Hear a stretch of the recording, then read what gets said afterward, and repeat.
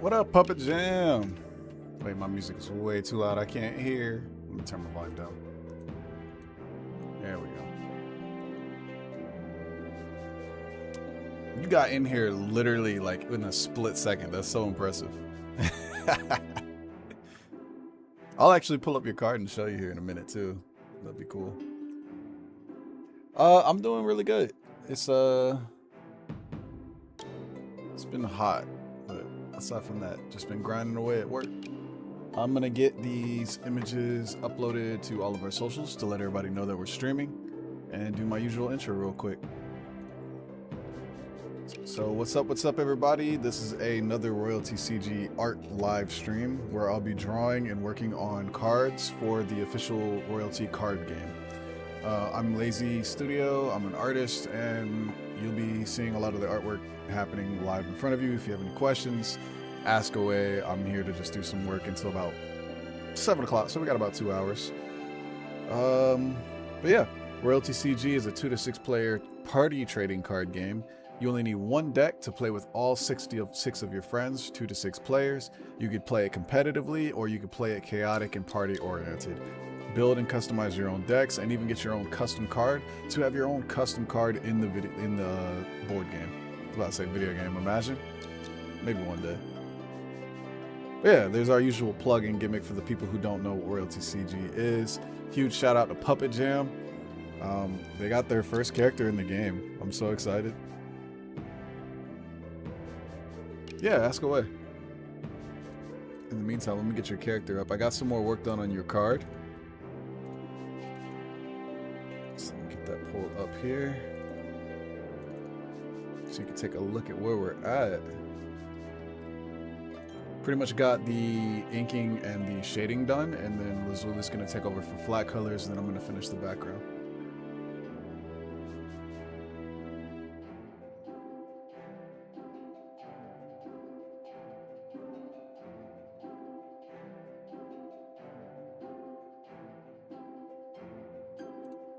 Alright, let's get this image uploaded to TikTok and Instagram.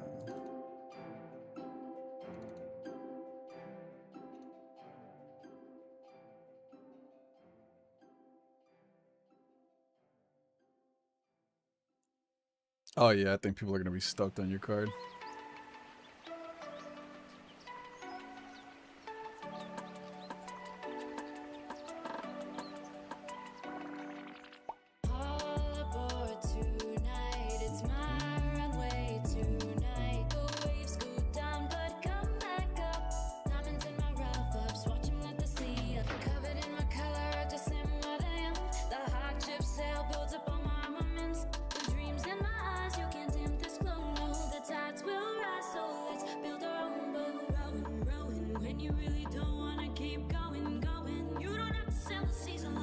Alright, let's get this photo saved.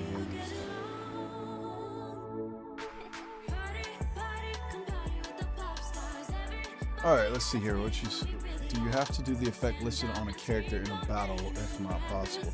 So you mean like if you played a card and like let's say it was Mystic and you didn't want to do the effect, the only time you're allowed to skip the effect is if it says something like you may. Otherwise, if it doesn't say like you have the option to, or say you may, then you have to fulfill the ability. That's why it's important to play your cards wisely, because you don't want to play something that like messes you up.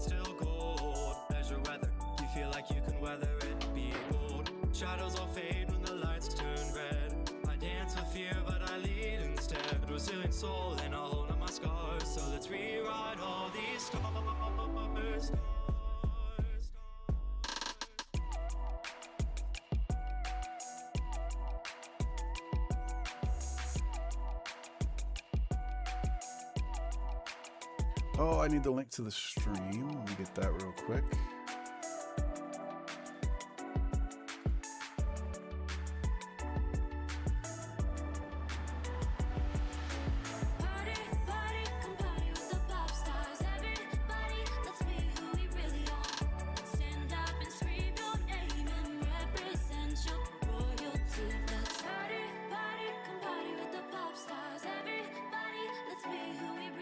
Alright, link, boom.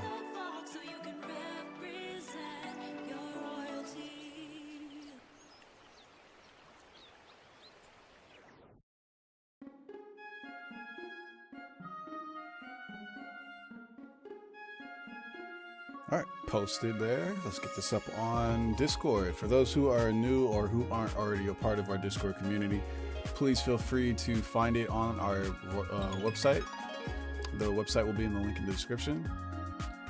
But yeah, come join. People are trading cards, talking about their own work, talking about card artwork. It's just a really cool community. We're trying our best to make sure that it's like really fun for everybody, keeping events coming, all new sorts of new stuff happening.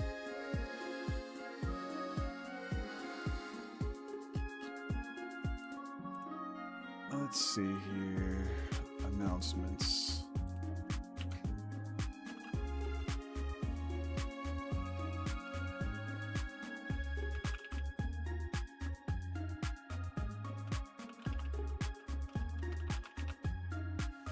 Stream notification.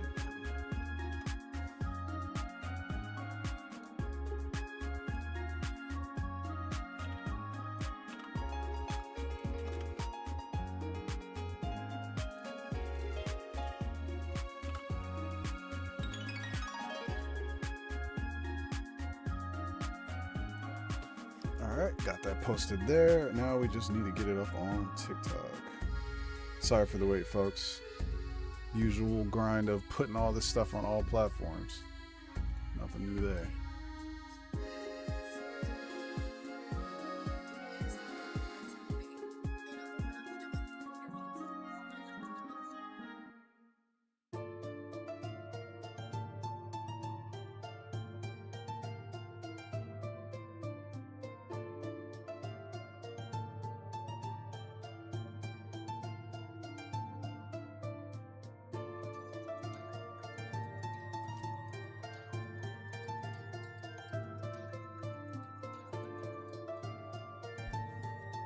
Go. All right, cool. Got a new thumbnail up. So if you guys see that thumbnail, let me know what you guys think. I'm gonna start trying to put like thumbnails for all of our live streams like I'm supposed to do, but you know, we get busy.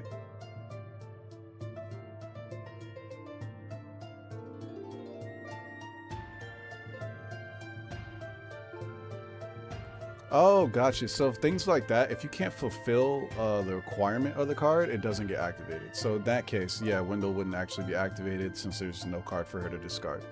So yeah, that would just use like, oh, okay, well, this works this way. Let me just not use it. But yeah, little stuff like that, that just comes down to what the people, how you guys interpret the game. It's pretty flexible. It is just a party game. But at the same time, whenever we release our competitive and technical ruling, we are working on, people will be able to tell like, okay, this is actually allowed, not allowed, stuff like that. But for now, it's pretty loose. But for things like that, if it doesn't explicitly say that you have to do it, then yeah, that's just how that works. What's up, Gengar? Also, for those who don't know, Darian has a really cool card, and if you guys haven't met him at a con, you definitely should, because the card is going to have a lot to do with how that works. It's pretty cool. I'm excited. First canon royalty middle finger. I actually think it is, yeah.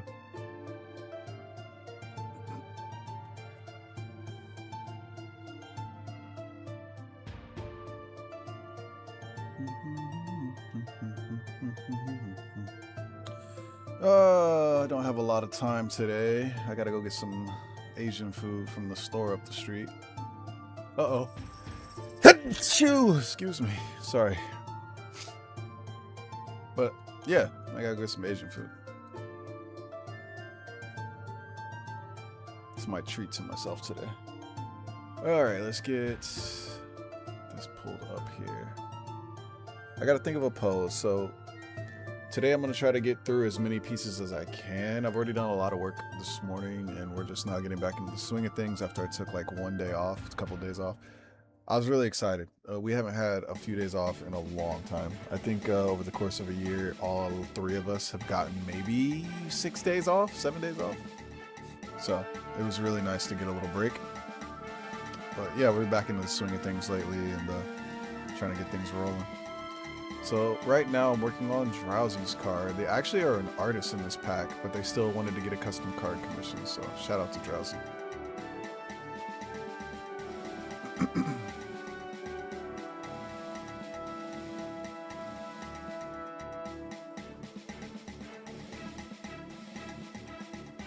I have not worked on artwork today.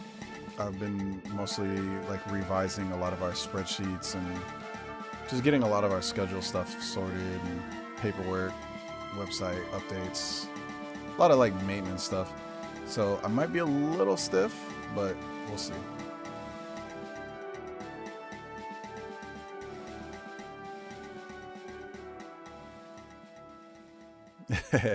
Yeah, definitely the first middle finger. Crown took gold, the crown took the free, the crown took souls, but it never took the sea. They dressed in silken lies, tore them at the seams. They fed us Oh, and of course, anybody who hasn't already or who doesn't know about it, that's new to the stream or pops in, we have the soundtrack playing in the background right now. If you want to hear some indie music from my brother, as well as some of the people on our team, feel free to check that out on YouTube, or if you want to support, pick up the entire soundtrack on our site. That's what, by supporting, that's what like helps us be able to continue making cool stuff and trying to give opportunities to other people, because for us that's a huge thing. We want to be able to give back to the community that we care about. And that doesn't just entail the furry community, but just the art community, the indie space, artists in general. Which, as mentioned before, we have some really fun stuff coming up soon. We just have to take things one step at a time. As we've been learning with business, it's like there's a lot to it. You can't just get too carried away.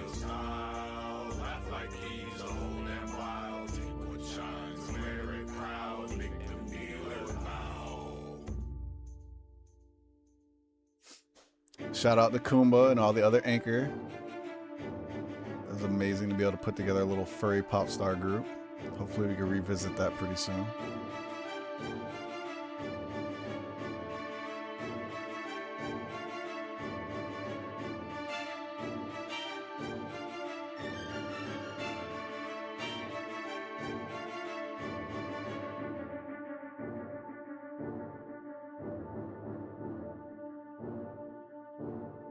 Trying to figure out what I want to do for this pose.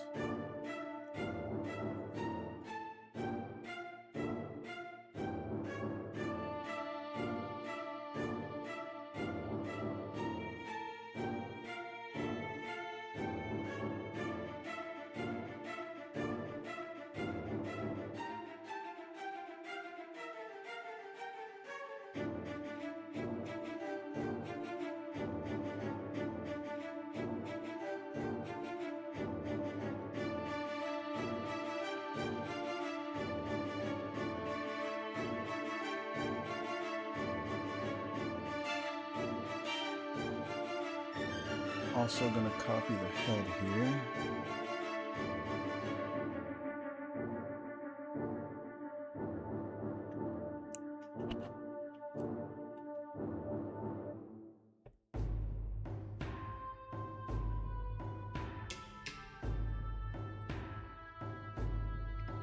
Sorry I'm eating y'all ear.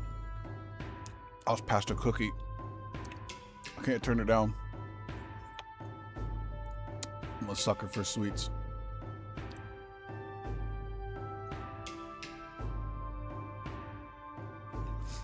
You know, I've started to notice with artwork. Well, not just like just a general statement here, but like when I start doing like work lately, I'm like holding my pen way differently than I used to. It's really weird. I've never held my pen this way, but it's like, I don't know. It's weird, but it's fun. Like I know how to do it a certain way, so doing it this way is kind of like invigorating. It also feels kind of fast because I'm like not super seriously locked in with my usual drawing style. I don't know, it's just weird. It like keeps it looser. Like I can just kind of like go off and get shapes down without worrying about precision.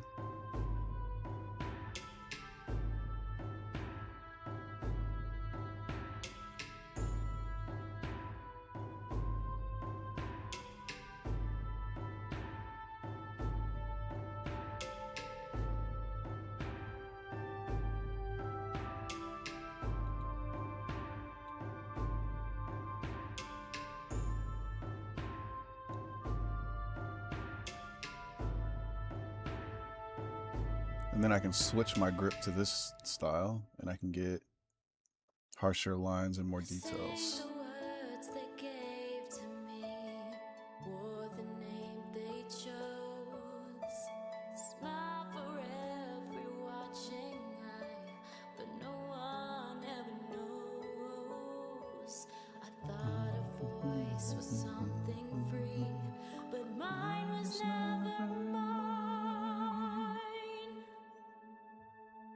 So if I fall into the sea, will I finally be me?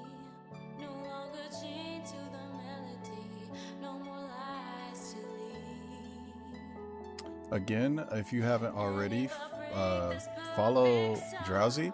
They actually are a huge supporter of Royalty CG. Shout out to them. They came to our packing party along with like Duncan and a bunch of others. And we met them through Fruit Stick.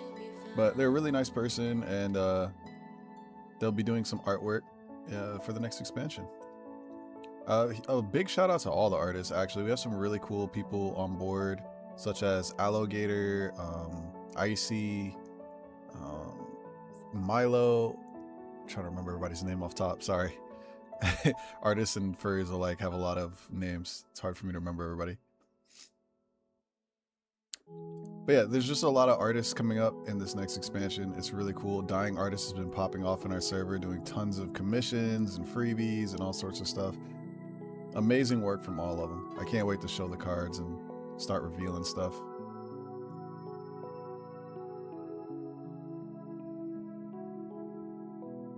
And they were all really gracious and like willing to like work with our pricing and stuff. Because this expansion, I'll be completely transparent. Like our budget was really tight this expansion.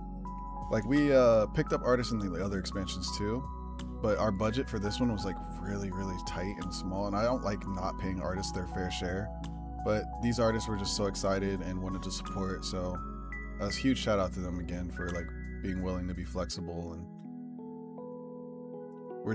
we really appreciate all that.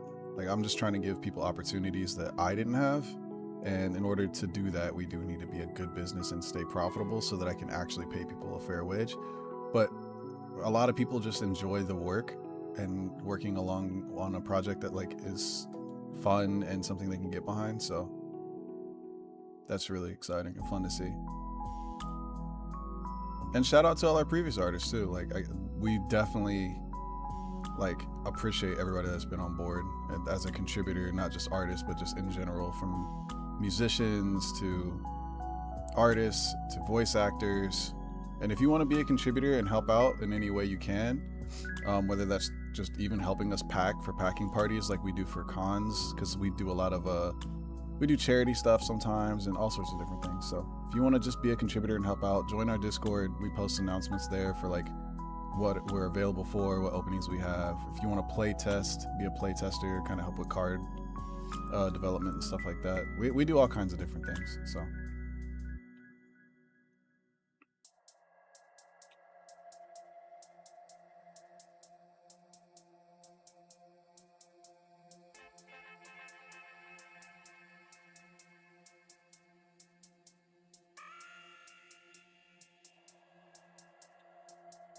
okay, I'm liking how this is flowing. I wouldn't advise it for like an average artist. That sounded egotistical, but like don't just draw all the way I'm drawing where you just like, oh, I'm just gonna draw ahead. Get the pose kind of fleshed out in your head at least a little bit, or like on paper a little bit, and then go from there.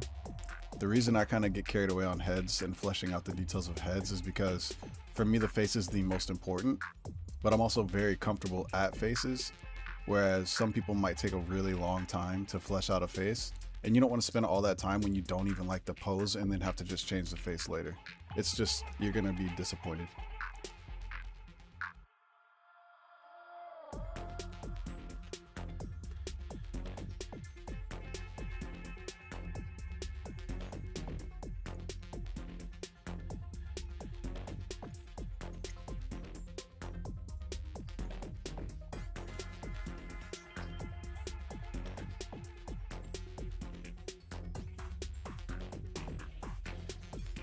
A D&D campaign, heck yeah, that's gonna be cool.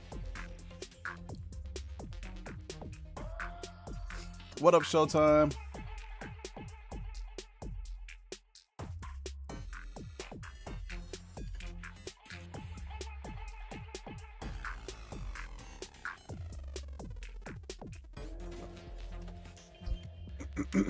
Yeah, we do artist bundles with each expansion where you can get like some of the cards. It's not all of them. Sometimes the artists do like 2 cards, maybe 3. It just depends on where we're at budget wise.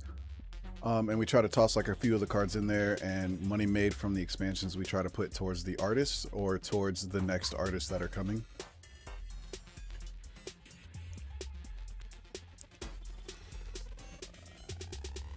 One of the best ways you can support the artists is to use their what is it called? Affiliate code. Like we have a new campaign, or not campaign, a new thing that we're trying to do where we're gonna do like a artist feature, and we showcase their artwork, post some of their stuff and all this all in like one video or image or whatever, and then also use their affiliate code there, so any sales that's come through using that affiliate code, obviously they earn their 10% from that.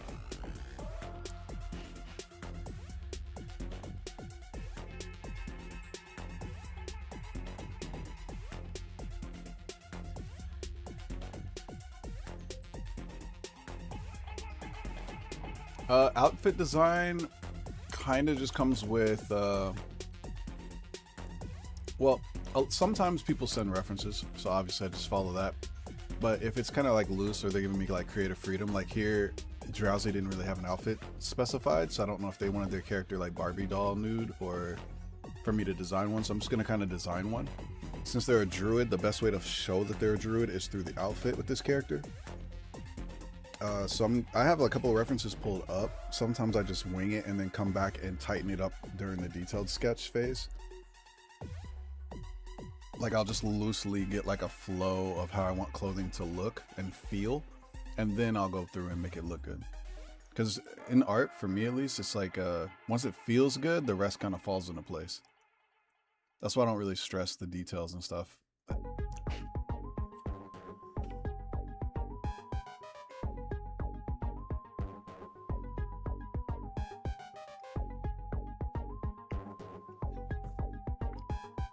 Let's see. Like for instance, this is a druid. So obviously plants, flowy stuff, mushrooms, maybe creatures. Like she seems like she'd be a guardian of the animals and stuff. So it's like, and with this being a jungle thing, this would be very fitting. So I really want to like push on that. So I'm trying to think of like some kind of creature here. Maybe she's kind of like propping them up. See, once I get like an initial pose, I can kind of build off of that pose. So let's use some basic shapes. Maybe it's like 2 circles. No, that looks too motherly. Which is fine, but like we want this to be almost like a whimsical, playful, not like this is my child, motherly.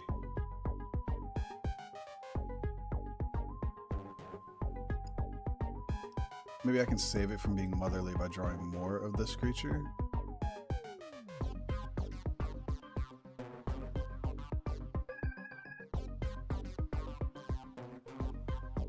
Maybe these are playful creatures. And they float or fly. And see, again, I like, this is where it's like really important not to overdo your work and like start detailing like this eye needs to be perfect while you don't have the composition built yet.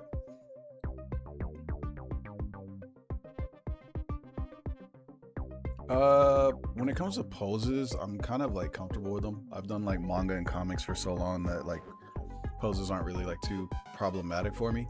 Sometimes I'll get stumped, or I'll just have references of like poses that I just really like. Like I have a whole pure ref of just poses, outfits, different things, and I love just scouring through there, and it just like invigorates me. I'm like, oh, that outfit's cool, or oh, that pose is so sick, I want to try something similar, or oh, these like combination of things is dope.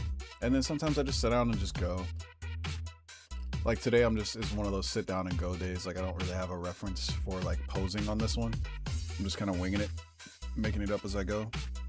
But sometimes, just depends. Like if I feel like a character fits something I've been thinking in my head for a while, I'll go with that. Like if I have like, oh, there's this really cool pose I have in mind, and the artist or the customer wants like something specific, then it's like, oh, okay, this fits that, and I'll play with that. But basically, it's good to be flexible.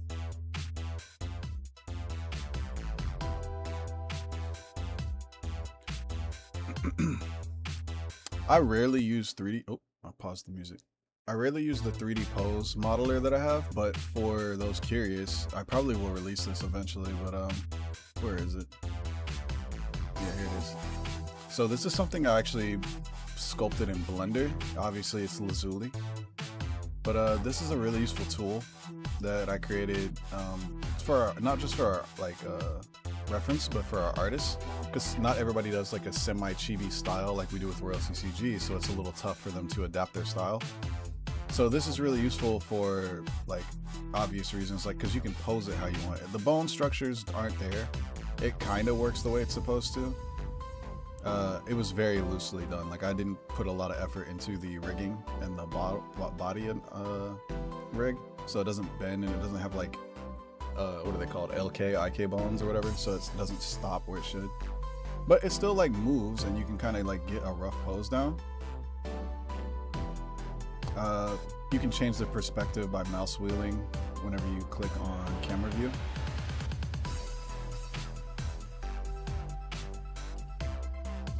If I can get it to work.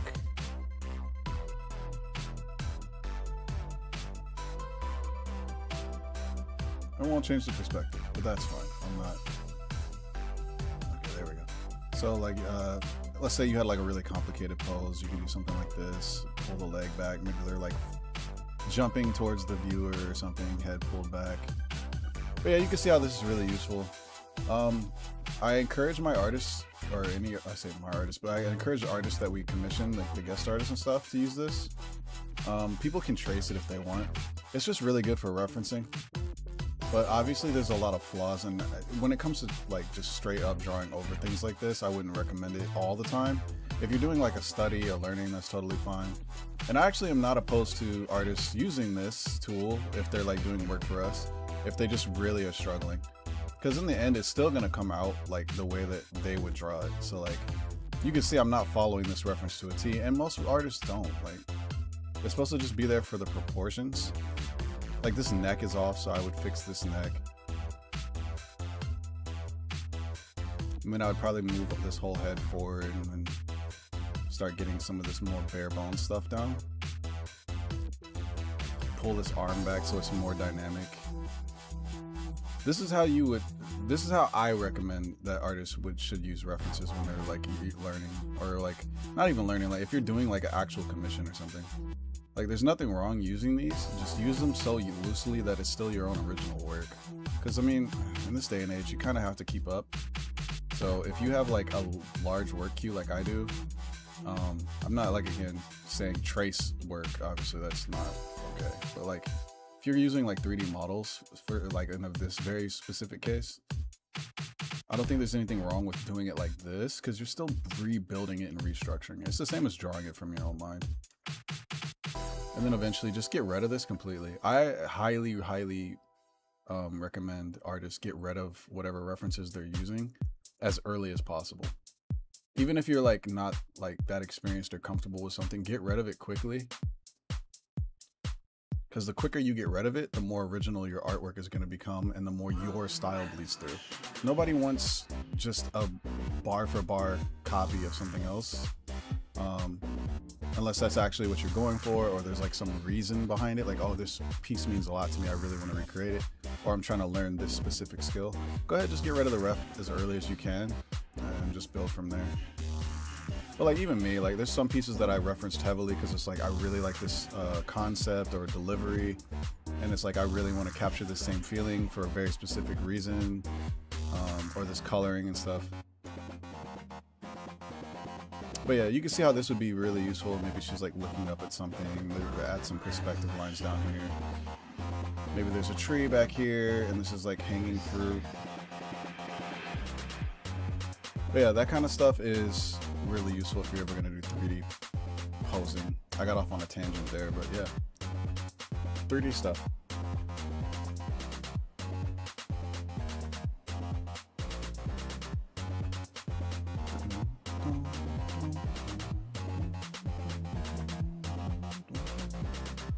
All right.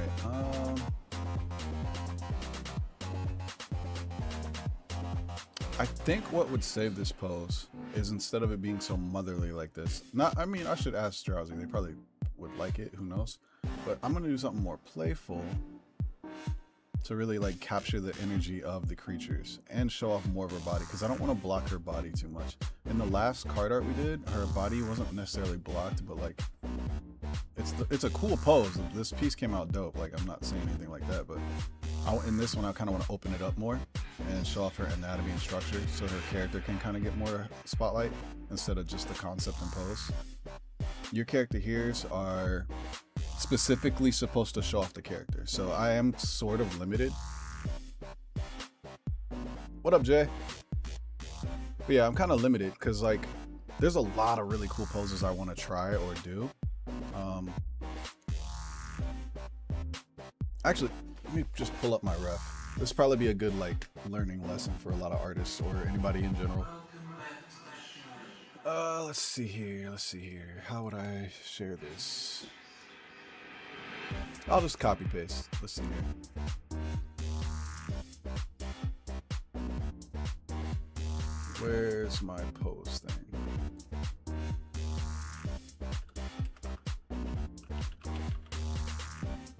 Alright, here, I'll just get one of these references and kind of throw it in here.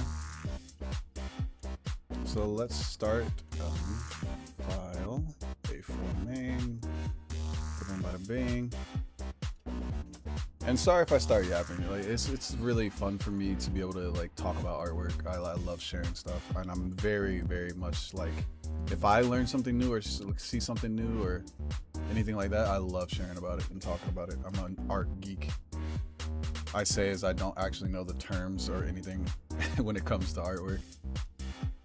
So for instance, like stuff like this, if I was like gonna use a reference like this, like I have a lot of really cool poses like this, but you gotta keep in mind card dynamics and design. So let's say, that's not gonna work. Let's round the corners. So let's say we have a card, right? Like here's a structure for, oh, I rotated it. This is something that I kind of learned through experience more so than somebody teaching it to me, because I've never really done cards before. All right, separate layer, boom, boom. So like this pose, even though it's a really cool dynamic pose, and I love the body structures, the motions, all the lines going on here. Like there's really strong lines coming from back here. Her shoulder, or like the trapezius muscle into the shoulder, comes down, bends around. Really strong dynamic back lines. Hard bend there, hard bend there. I love how her like side ab muscles squish in the middle of her motion.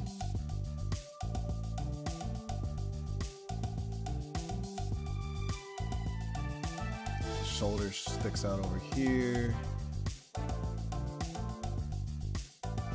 There's like a really harsh line here.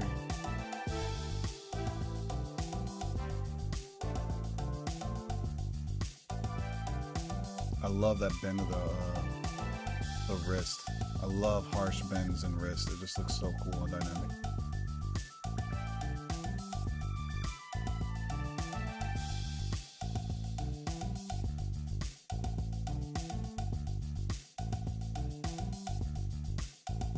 So structure-wise, mine leaves a lot to be desired. I still would have a lot of cleanup to do here, but you get the gist.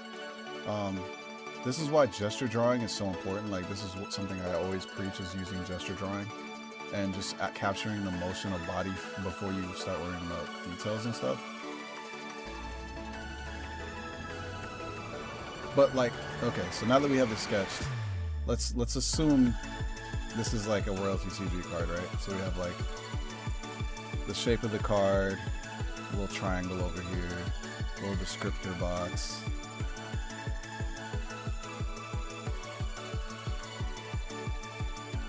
So we got our royalty CG card. This looks cool, but right off rip, we're limiting our action, our frame of motion. So because we have to stay in, let me pull up some color here. Because I have to stay in this frame, I have to think about my directions going either this way, so on and so forth. But more importantly, if the range of motion is here, right, I would have to force this face to change direction to be facing this way.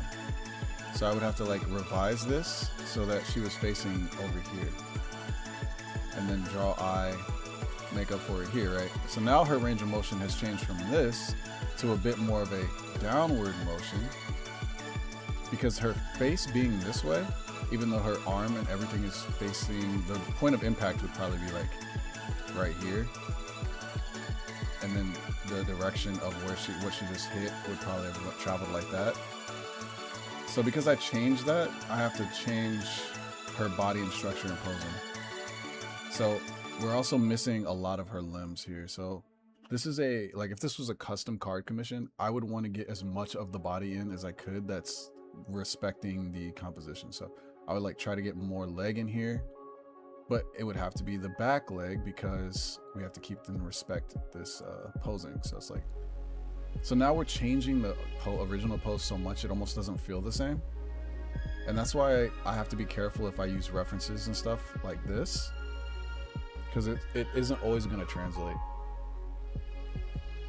So instead, I would do something similar, like, okay, where I really like this posing, so why don't we do a 3/4? 3/4 is something I spam all the time. You're going to see a lot of 3/4 art because it's just the best for showing off a character. It's dynamic, it's not straight on, you get a lot of motion. So I would just redraw this with that same perspective.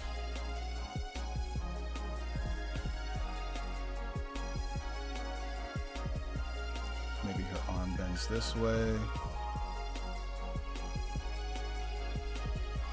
There'd probably be an arch in her back.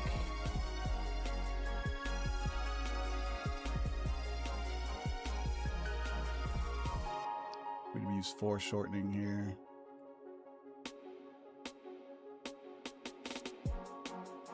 Add some, and then this is how I can fit in effect lines. So here we're gonna have range of motion here. So if she's like swinging, you can follow it with your eye better. And this specifically would fit better on the card because it's more built for the card. Obviously this pose isn't really like correct, but we would work that out in detail. So now we are capturing more of the front of the body and more of the design. It flows better with the card, so on and so forth. But yeah, that's just a little tidbit into card elements. Like I really like dynamic poses, but like I said, it's just really tricky because sometimes you can't get too dynamic. So you have to do a lot of, not static poses, but like safe. I'll call it safe posing.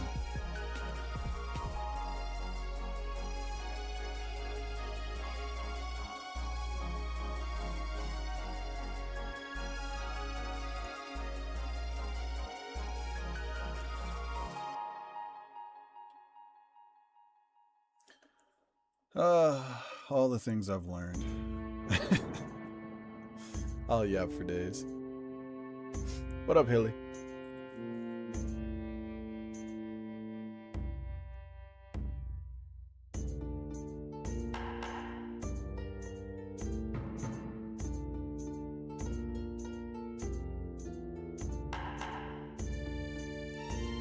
Linux is interesting. Like I'd actually play around trying Linux out. But yeah, Showtime, that's kind of like where I stand on like a lot of my posing and stuff. As far as what you ask about tracing people, or like people tracing pictures of artwork, it's similar to what I was just talking about if it wasn't already brought up or talked about. Like I'm torn on it. Like you have to learn how to do it. I absolutely don't think you should trace for a custom art piece. Like, they're paying because they want your work. Why would you just copy someone else's? Like, that's defeats the purpose and is bad for your art soul. Like, if you're just gonna cheat or like use generative AI or trace something, you're not really putting your work into it, so it's kind of just disappointing. Like, that's not what they want. I mean, maybe if that's all you do and they know that that's what you do, fine. But like, if it's like they want your work, it's more personal to do it yourself from scratch. I do expect people to use references. I'm not saying people shouldn't use references at all. I encourage references. If artists don't use references, that's a rare, far and few between. Especially when you're like learning or still in stages where you're like trying to get better at it. But yeah, tracing's whatever. Like, for instance, let's go back to this. If I was to trace this, if I was like an up and coming artist, I just wasn't confident in my lines or being able to redraw it. Or speed. Speed is another reason. Like, a lot of people will trace because they're like, either they have art burnout or like they just don't know what they want to do. Or maybe they're just not skilled enough to like be comfortable drawing it. So like, I would only ever really use this technique or encourage people to trace when they're learning. And even then, it's like, even when you're learning, it's kind of useless. Cause like, the only thing I'm learning here is maybe how I could shadow better, or like where I could add what I call like flavor lines. Like this line right here, let me flip. This line right here, it doesn't make sense the way I drew it. It's just there because she has muscle definition, so this would be like the shoulder blade muscles kind of pulling and stretching. But the way I drew it kind of makes no sense. But sometimes that's okay, is to just kind of let happy mistakes happen. Because it doesn't need to make perfect sense, it's artwork. If you wanted it to make perfect sense, you would just use 3D models, or you would use real life instances and just, you would go for realism. But we're not going for realism, we're going for style and fun, so. But even then, okay, so where I was going with this, if I was to trace this, right? And then like, let's say I was including somebody's character into it. This wouldn't really be that useful. And this is something of danger for a lot of artists that they don't understand. Okay, I traced it, cool. Does it look good without the image beneath it? Like, it kind of doesn't. So this is where it's so funny to me that people trace and think that that's going to like produce good artwork, because ironically it kind of doesn't. Like, if you look at the two of these, this just feels stiff. Like, the hand is small, it should be like exaggerated. The foreshortening here, this is an exact trace. Look how small this hand looks. It's foreshortening. Like, it's gonna look like that, but the problem is, and then again, look at her shape. This is a real human shape, and this looks good in real life, but artistically it doesn't look good because it's not it's not a pleasing perspective and shape, because like you're trying to take something that's real and make it into something that's not. So that's why it's better to kind of just let your artworks like do the work. Like here, I was able to capture motion lines. So the motion line is here and here, and then this is like additional motion lines. So these are my motion lines. This looks way better motion lines than this one, which is just, it's not as exaggerated. It's almost like stiff, because the human body isn't that structurally flexible.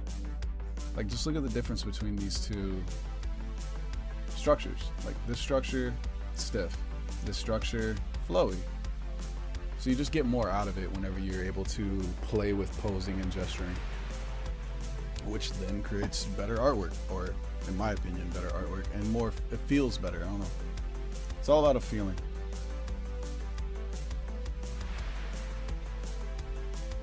But yeah, I don't think it's a problem for people to trace, especially if you're not just outright doing it with what's the word I'm looking for? Ill intent. If you don't have bad intent when you're like tracing something, or you just really are stuck, I understand. I still don't think people should do it for custom commissions, because that's not what they're paying for. But for your own personal artwork, yeah, go for it. Trace all day. learn how to do something or just experiment with something. But just remember that you'll limit your capabilities. That actually brings up the topic of AI. People are gonna say this is controversial, but I don't really care about AI, and I never really have. I find it dissuading, and I can see how a lot of artists are very like bummed about it, because it's like, okay, this thing just literally spit out something and it takes me all day. But that's the point, is that it took you all day. That's the point, is that it came from your hand. So it's, to me, it's just like, yeah, here's this thing that can make something cool. I don't really care, because at the end of the day, I've said this before, I think it was for like some kind of interview in my industry work, because they were like talking to everybody on the project, like, how do you feel about AI? And I was like, I don't care. And everybody was like, what? The reason I don't care, one of the reasons I don't care, is because if your story still sucks, if your character has poor design, if your motion isn't good, it's still gonna be bad. Just like with this, if I trace it or if I draw it myself, it's still gonna be bad if the composition is bad, if the original source material is bad. It doesn't make it better. That's why all the AI slop that comes out is slop, is because it's still bad. It doesn't make it better just because it has pretty pictures. So I'm not too worried about AI, because the difference between somebody great and somebody that's okay is just how well they can develop their story and how they can use the different mediums to tell their story. I do hate find like the actual legal stuff behind it, like taking artwork. Obviously that was just trash, but people have been taking my artwork for years. So it's not like, this has never happened, I can't believe. Nah, people have been stealing my artwork for years, stealing my characters for years. I don't mind. I mean, it's not like I mean, I do mind, but it's just kind of like how it goes. It's like part of the game.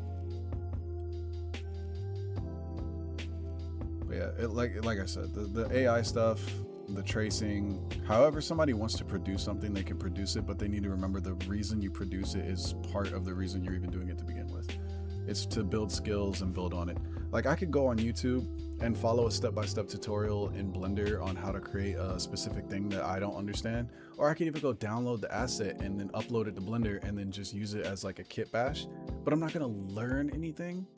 So I almost make it mandatory, at least for myself, to force myself to learn it the hard way before I use a tool. A really stupid example, but very relevant, is we just got like a new tool. It's like a Vevor laminator. Because right now we laminate by hand for all of our booster boxes. Like, we do everything by hand with those. So we're trying to speed up the process by getting a laminator, but I would not want to use that tool until I know how I can do it by hand. UV printers, 3D printers, like, I wouldn't want to do any of that until I've tried sculpting or tried different mediums that are similar but are more hands-on, or like the raw version of it. If you learn the raw version first, you get more out of it. That's why AI is pointless, because you're not going to learn how to do directing, motion graphics, 3D work, backgrounds. You're not going to understand composition, framing, storytelling, what resonates with people, how to make a scene impactful. All that comes from trial and error and failing. So when you're not even the one doing the work, it's just, you're just gonna fail. Like, it's not gonna go far. I saw a full like 40-minute show somebody made out of AI, and I'm like, this is interesting that you were able to like create this, but it's also sad that you just wasted what could have been a lot of learning experience for you. Because again, it's like, I don't know, there's no satisfaction. Like, if I had robotic limbs and I could be like the best dancer or skater, that'd be cool for like a day, and then I'd just be like, oh, whatever. It's like cheat codes in a game. You enjoy it, it's a novelty, it's fun, and then it's gone. There's a reason video games are still around and active, and why everybody doesn't just cheat at video games or put mods in so that they can just auto win the game, because there's no satisfaction.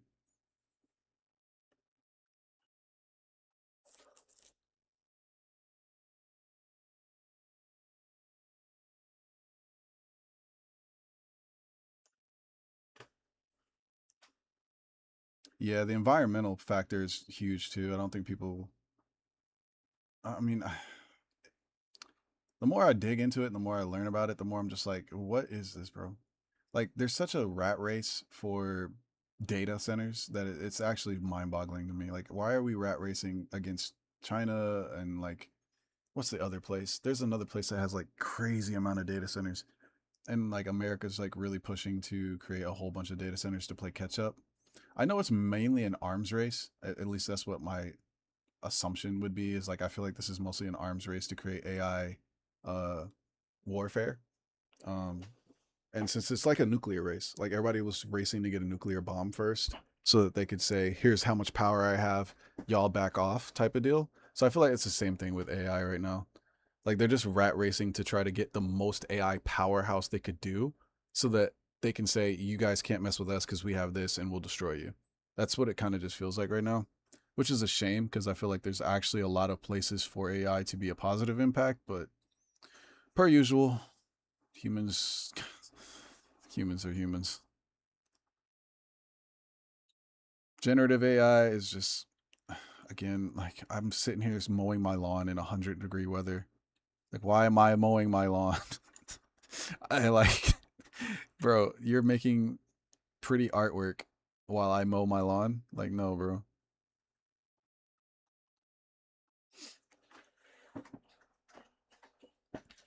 Yeah, Space Race is very similar. Let's play the soundtrack one more time, then I'll switch up the music. 10K power in Rise of Kingdoms. Oh, my brain's mush this part of the day. Tough schedule. Like, I do so much in the mornings that, like, by the time it rolls around to being, like, this late in the day, I'm kind of, like, getting a little weak. Let's do some little arms like this. Yeah, this is cute. And then,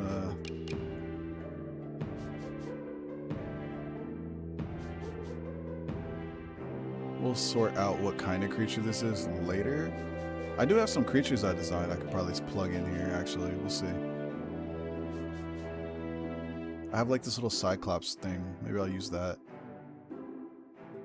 Let me see. Let me open that up.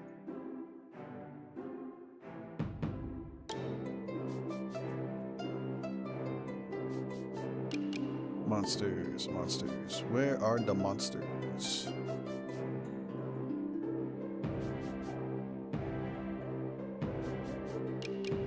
Wait, where the heck is it?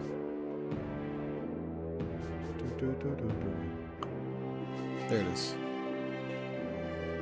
Yeah, let's use this little guy.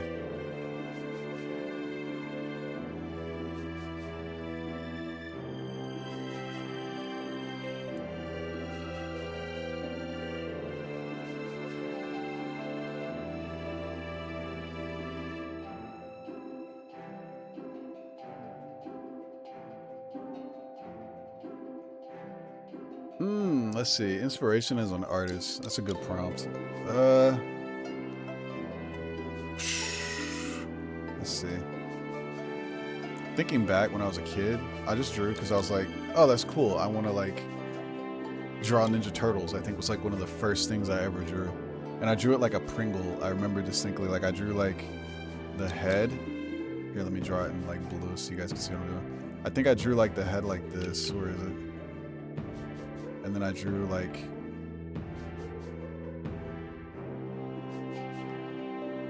and then I did the eyes and the headband. Yeah, this is how I used to draw as a kid. I remember now. I thought this was like the coolest shit. And you know what's funny? I still draw my teeth like that. Like if you look at some of my royalty artwork, I still draw like the long straight lines for the teeth. It hella influenced my stuff. But yeah, like Ninja Turtles and Garfield were like the first things I drew. And I thought they were just so cool and fun, and I loved the comics and the artwork. And then I started evolving more and getting into like more comics and art. And I just grew up on all the like Kids WB and like Saturday cartoons. So I always thought that was just the coolest shit. And ironically, I didn't want to be an artist when I was a kid. I just got good at it, but what I wanted to do was do voice acting. I just never really pursued it as I got older. But I still kept drawing because I just like doodling. Because for me, I don't really like artwork. I mean, I like artwork, but like I don't like artwork as much as people think. I actually like stories.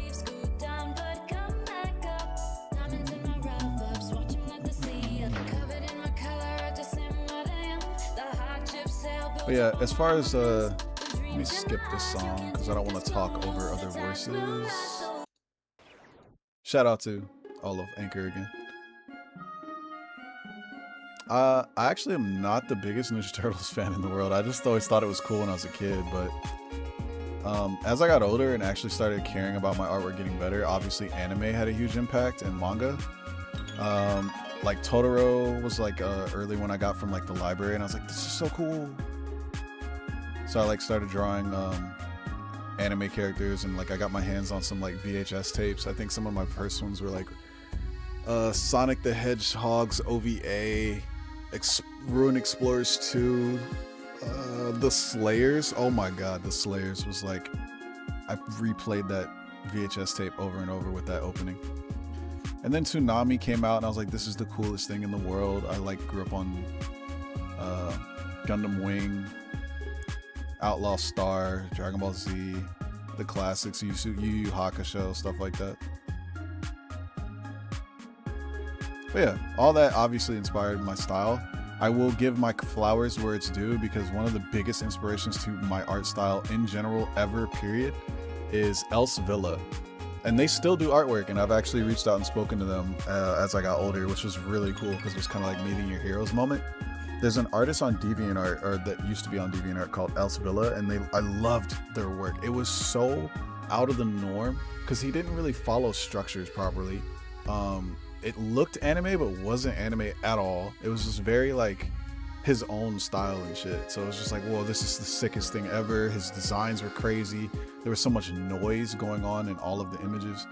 Fell in love with his style and kept doing artwork based on his style, and eventually developed my own. But yeah, after reaching out and talking to him, it was really cool. He liked my work, so that was really cool. But yeah, obviously my style has grown a lot since then and become its own thing. But yeah, I kind of just take my inspirations as they come and go.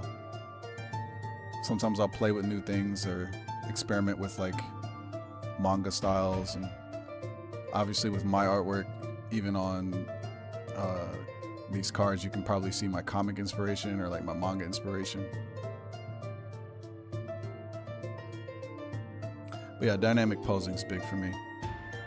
As far as manga goes, why am I blanking on his name? Oh man, I gotta remember his name out of respect.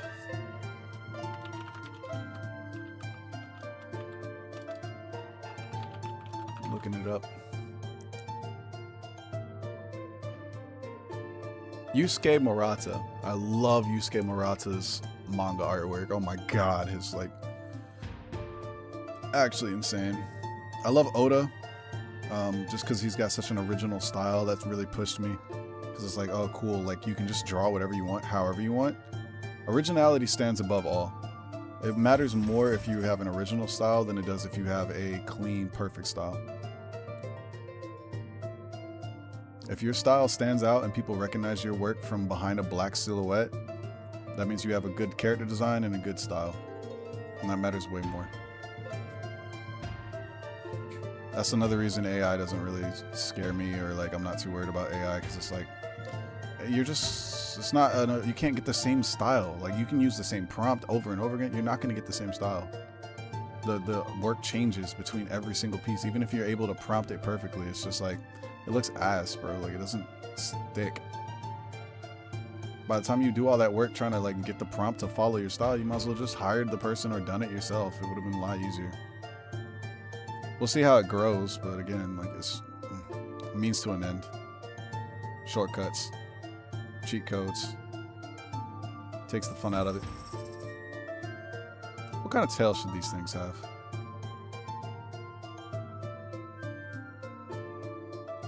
Like a Mew tail? It'd be kind of cool. Something like this. I like that. Maybe it's like a little glowy thing. Alright, let's get rid of that reference so I can see the rest of this.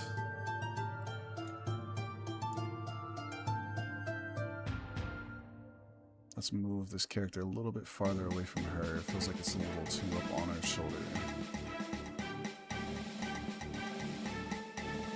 There we go.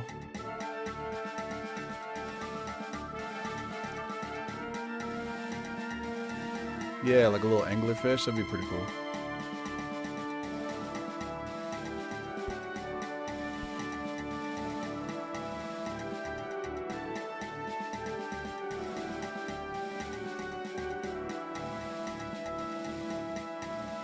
I am taking too long on this. I always preach this, and sometimes I'll break my own rule, but do not get carried away on a composition. This is supposed to be just get something down so you could send it to the customer so they can look and say, yes, I like where this is going. Because I could send this to her and she's like, oh, I want to do something completely different.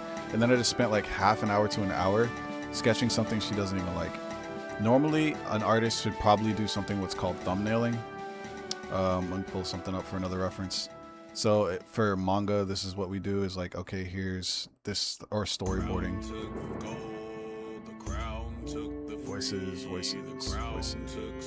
There we go. So here's our 4 parts to a scene. Okay, I want somebody here. Maybe they're angry and standing over this person, holding a weapon. This person's back here, ready to defend themselves.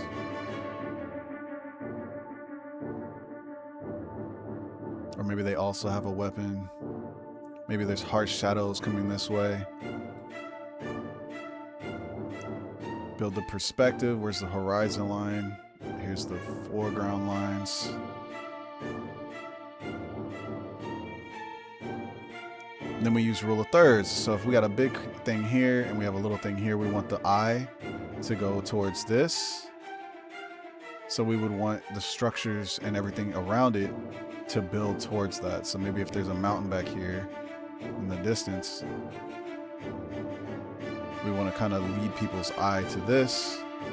And this is just basic composition. Maybe there's like a burnt tree.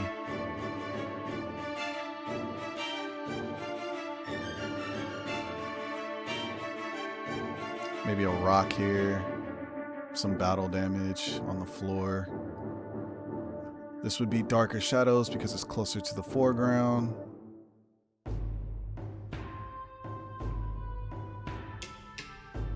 This would have a little bit of darker shadow. And then the background would be lighter.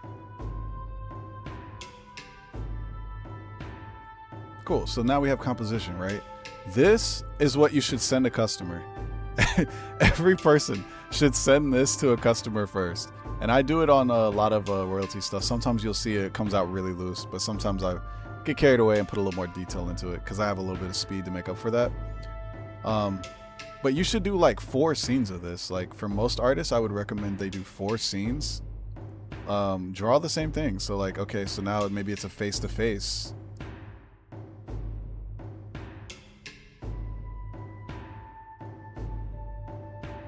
From a low angle.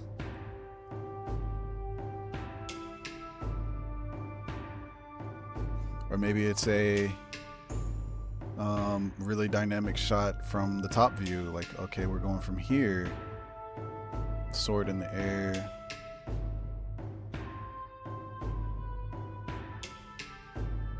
But it depends on what you're trying to get across. So like, am I focusing on this character because he has a speech here?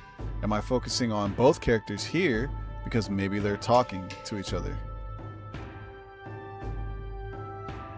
Am I doing a bird's eye view like this because you want to see the destruction? So like I would do this if I was trying to show off the area and like maybe there's like a dead body here, destruction here, and you really want to set the scene and make it feel like you're not part of this battle by being up in the air.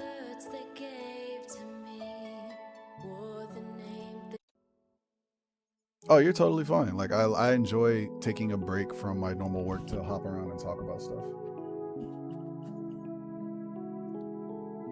But yeah, I would send all 4 of these to a customer or a client or something for industry work, and then let them pick before I sat here and spent, because this was what, maybe 5 minutes to sketch all these. I would do this first and then send it to clients before taking it to the next stage. Me personally, for Royalty CG, a lot of people are already coming to us because they know what we create. So there's a lot of trust already built up, like, oh, this person's going to create something cool. I don't really have to guide them as much. That's what the customer's usually thinking here. So they're just like kind of in it to see what I create anyway, so they're not too worried about it. So I have that freedom to kind of like get carried away, and a lot of the time they're just like, oh yeah, this looks great, just keep going. And I appreciate all the customers for being like so flexible and welcoming artistic creativity. I try to do the same with our artists too. Like, I'm like, oh yeah, just do what you want, and then they come out with cool stuff. But yeah, that was just a tangent rant because I'm sitting here taking so long on what's supposed to be a composition. And that was just me explaining why you should not take so long on a composition sketch. Just get something on the paper, loose, quick, strong, get your shapes down, make sure it feels good, and then go from there and build. With her wings flapping like this and like covering up, I would assume there's going to be heavy shadows here.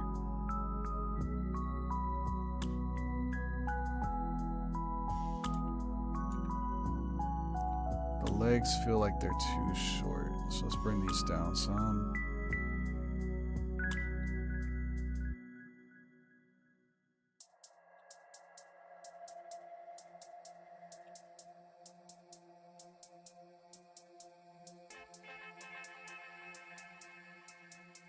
And let's bring these knees back up a little bit. There we go, that's a little bit better. It's hard messing with royalty style because like I don't want the characters to look like kids or children or like young. I want them to just look semi-chibi and stylized.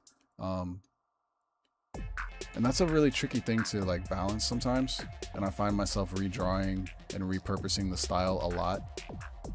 But I wanted Royalty CG to have its own like unique look to it and not just be like, oh, full-blown fantasy images at the highest red. Like, I love that stuff. I think it has a place everywhere. It's absolutely gorgeous and breathtaking, like Magic the Gathering, Arcane, all that kind of stuff. But for Royalty CG, there was a certain two certain things that like determined that we would do this style. One, originality. We wanted it to look like when you see it, you're like, oh, that's Royalty CG stuff, because it's like, I know that semi-chibi style and it's very like developed. And then the second reason being speed. Like it's a little bit easier and faster to do it in this style because the shapes don't have to be perfect now. Since we're breaking the meta by not having to draw the shapes perfect, it opens up speed. You want small feet on that character? Draw some small feet. And the furries, a lot of these are furry characters, so it makes life like a lot easier. Because it doesn't have to always be perfect.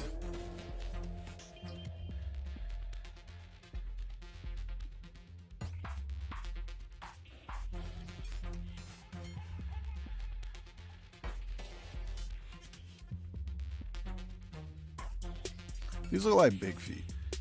She looks like she has big paws. I should probably get these bad boys a little bigger.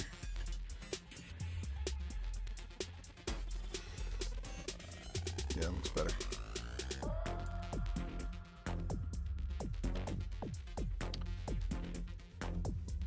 There we go. Now we're moving along, getting things flowing again. Maybe give some more hips here. I feel like this character's kind of thick.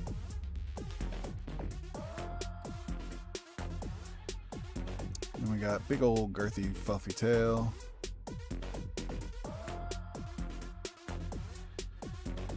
Let's add some life to the tail, bring it up, make it S-curve. Always use S-curves on tails, everybody. It's really, really satisfying. And you'll come out with a lot more shapes that you like with the tails.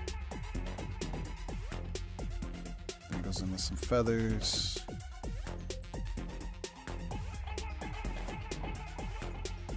How long have I put on this?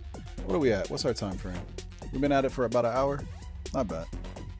I should have been done with this in 20 minutes, but I don't mind explaining stuff, sharing knowledge, and talking about stuff. Plus, it took me like 20 minutes just to even get the stream rolling. On average, I think I spent about 20 to like an hour on sketches. It just depends on how complicated it is or how much like detailed and meticulous people wanted it. This hand is too static. We need more dynamics.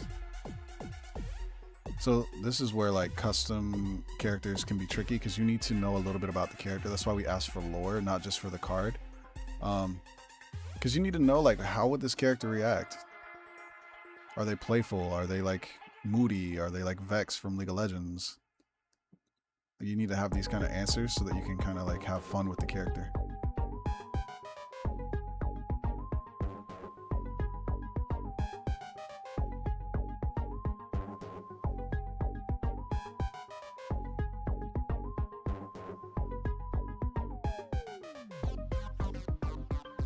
This is fun. I like this position better. This is more dynamic.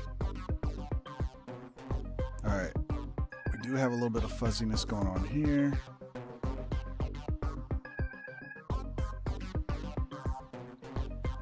We'll probably do a side view of this eye.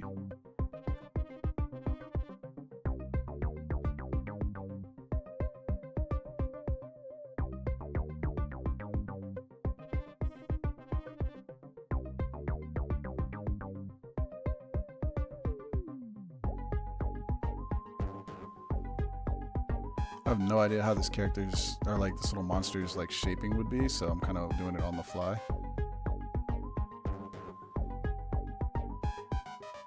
Feels like there'd be something like this.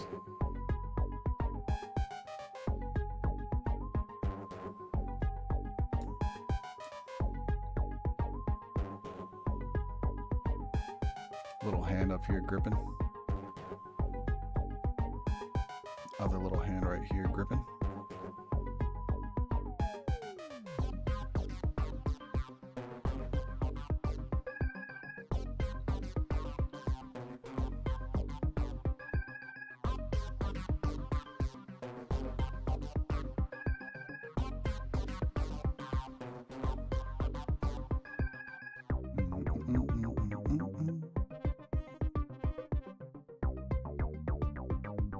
That's fun. I like that. And then maybe, let me see where, this is also where card design comes into play. You have to think about where the card lies and what the viewer is going to be able to see. Maybe this one's kind of like stretched out.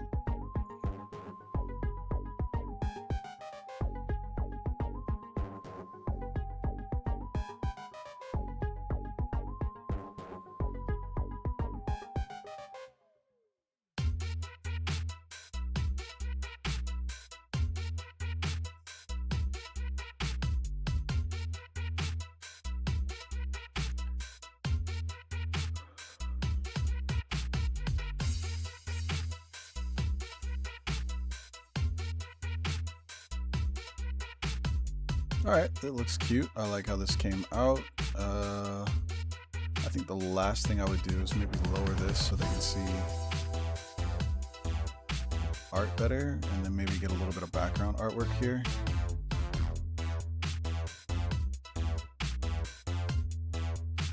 Go with some generic jungle brush.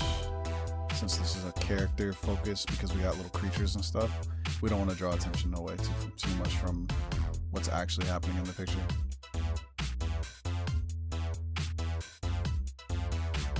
Oh, outfit.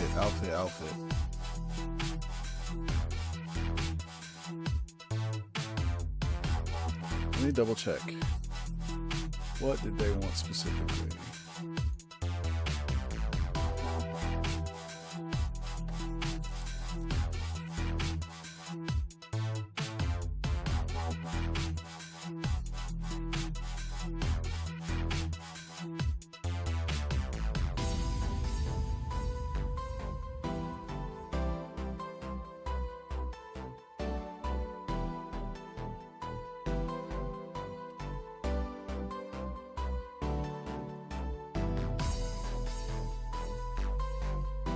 Nothing in the references. Okay.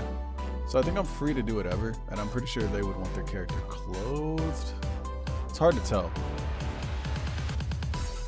Some characters feel like they would work either way, and hers feels like it could work either way, but let's just go ahead and sketch some clothing on there.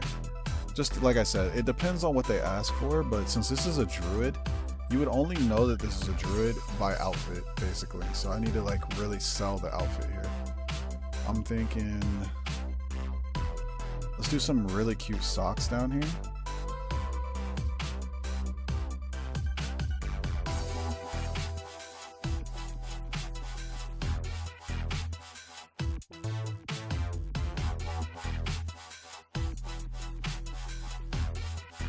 And let's do it like, oh yeah. Okay. So let's do almost like boots, since she's kind of always in the wilderness out here and stuff.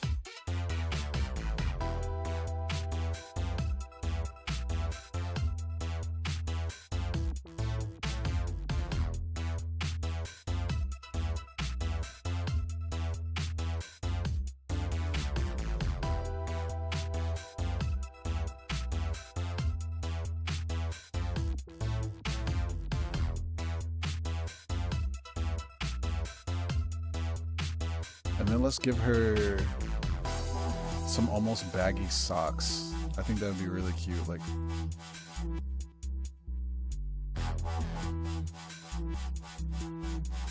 little baggy striped socks that kind of go tucked into the outfit there.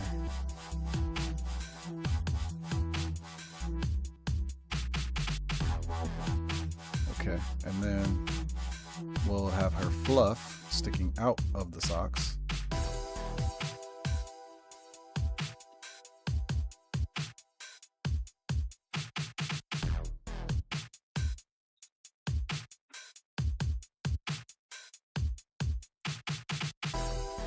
Alright, and a ranger, druid, probably have flowy outfits on.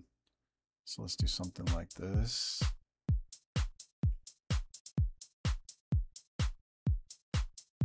I want to show a little bit of hip here, but just a little bit. So maybe like this outfit kind of goes up and uses straps, so it feels more like handcrafted.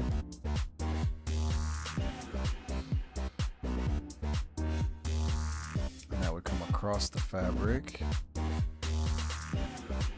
Maybe it goes onto a little hook like that.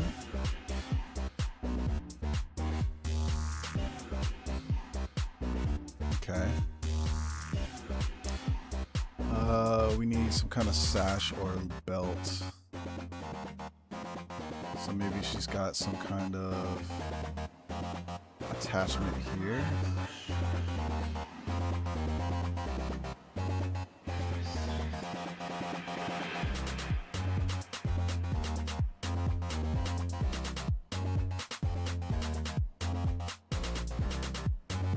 And maybe this also comes down.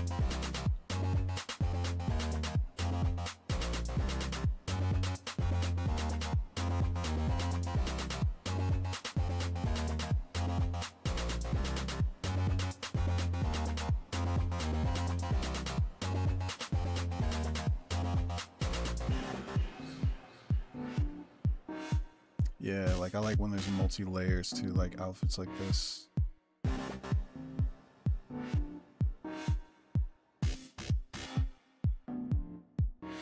She would definitely have some kind of little satchel in case one of the animals got hurt.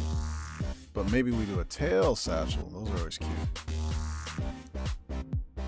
So something like this.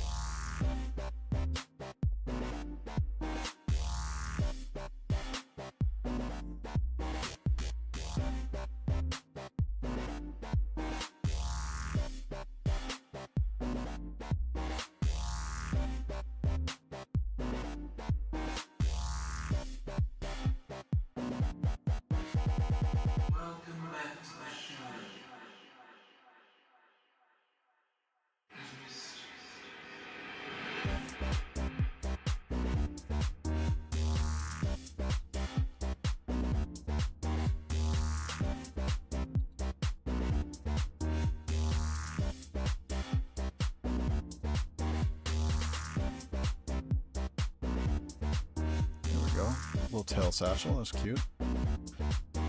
Okay.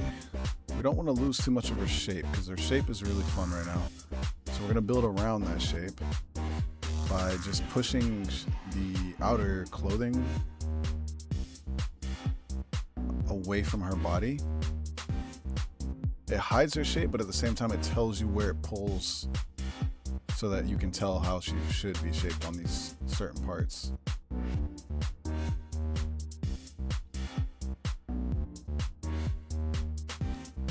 I think Druid would probably have some kind of flowy cloak stuff going on up here. So maybe we do something like, and then some kind of scarf would be kind of cool.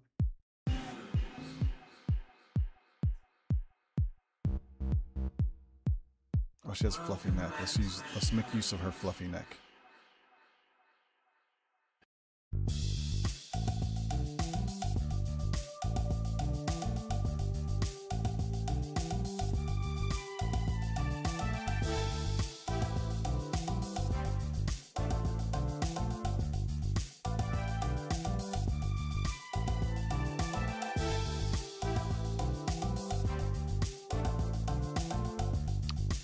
Got some kind of strap across the chest.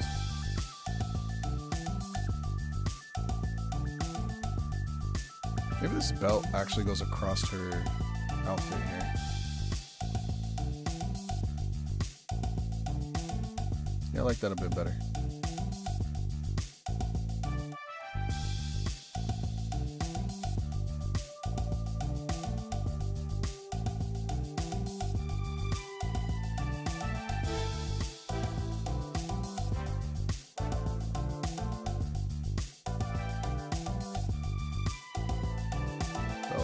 Belt here, so right about here.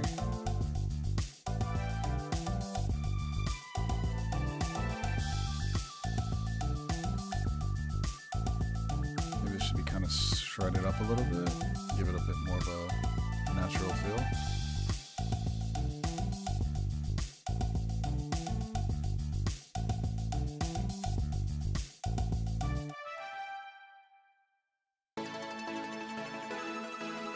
I feel like she should have something coming out of her hair, like a clover.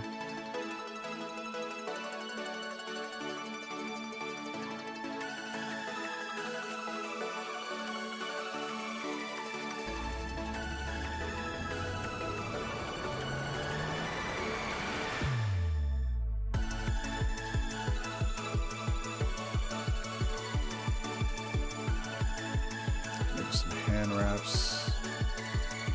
On this hand specifically.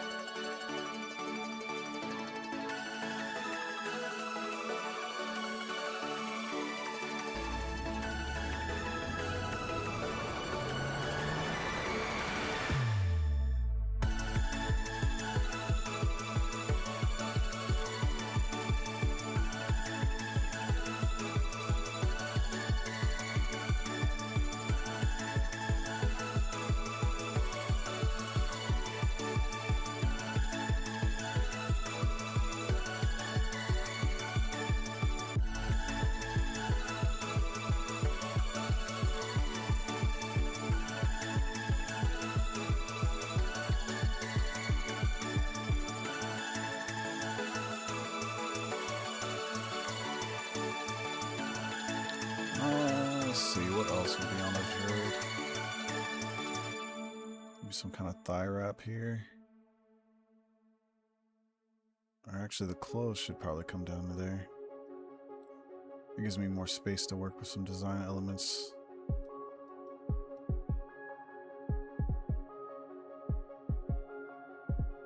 We'll flesh this out more whenever she gives the approval of it. Definitely some kind of potions.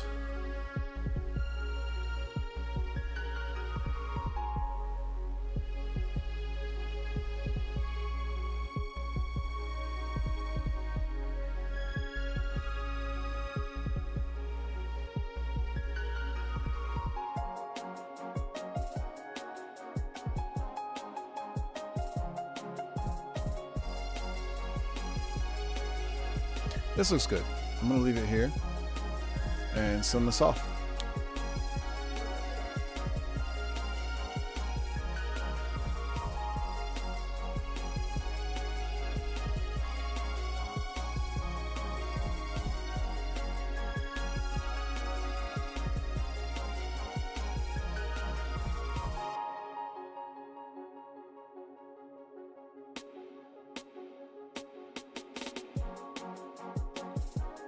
You missed everything.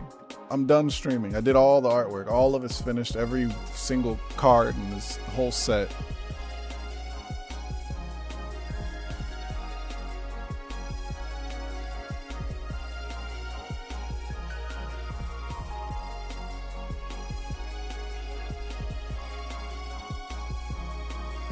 I wonder what this looks like flipped. Sometimes I'll flip my work just to kind of see if I like it on the other side.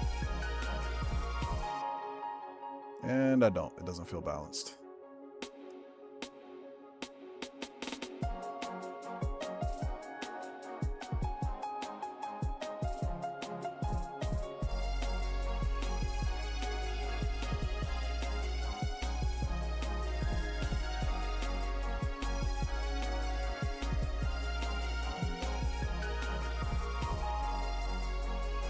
All right, there's that.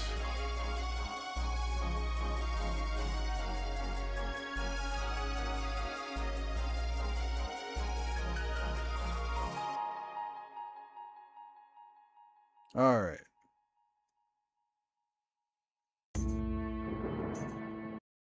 Let's play some Outward music. If you guys haven't listened to Outward, it's so good. I think the musician's name is like Jean-Francois Racine or something like that. But man, oh my goodness. This music is so good. Huge influence, by the way, to my brother and I played Outward and we loved the music, but it's a huge influence on my brother's style of music. Like he uses a lot of the same instrumentation or tries to build the same kind of vibe as Outward does with their music. But man, they have amazing, amazing music. So we're going to play that in the background, hopefully not get copyright striked. Outward, hit us up. Collab. Outward 2 coming out next year. Let us help.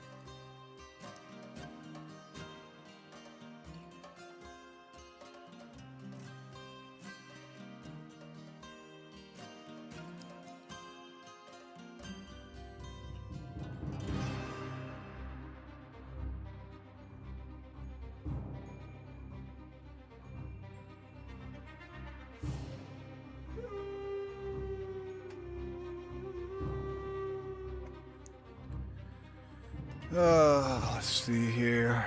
I really should work on these your character here pieces. I low-key don't want to, because I'm kind of like in a fresh art mood where I like draw this posing and stuff. But I know everybody's been waiting for like a week. I say as if that's a long time. I always forget how fast our turnaround time is compared to most art. So people are just like, what? You already got the sketch done? And I'm just like, yeah.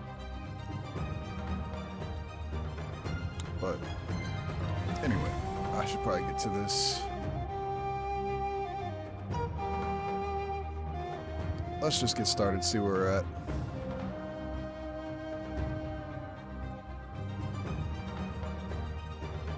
A, B, C. Okay. Let me make sure there's no more solo pieces first. What do we got? So that was... Yep. Klondike, Darien, Goog.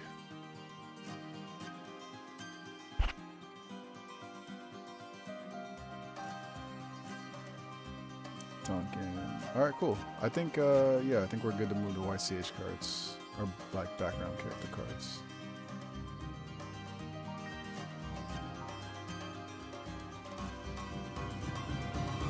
I've only got like another hour left though, so.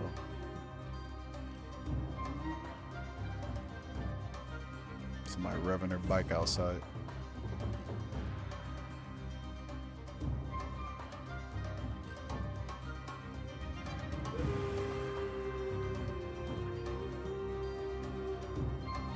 What? Why? Why wouldn't Ginger be allowed in the kitchen? Is she a klutz when it comes to cooking, or what?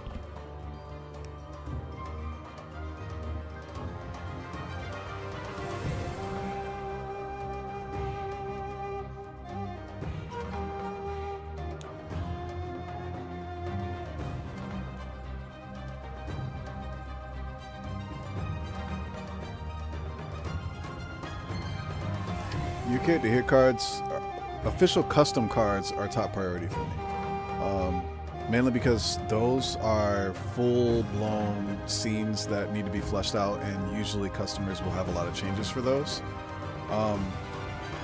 Collectors are actually collectors would be top priority because there's a lot of dynamics to it. Like I have to help develop the card for the item card, so on and so forth. They might want lore across all of the cards. So those usually take top priority. However, since they're bundled together, it takes me a little bit more work to get the whole thing ready for them to look at. But official custom cards usually take priority over background character slots and things like that. As far as each card type, it doesn't matter. Like if it's quest card, your character here, role type, it doesn't matter. I just try to get the custom ones done as quick as possible because I know there's going to be a lot of revisions. So I want to try to get that squared away. Like this one, background character slots are going to be like low priority because they're already sketched. Like you already know what you're getting, so I don't have to do as much. I just kind of got to fill the character in there.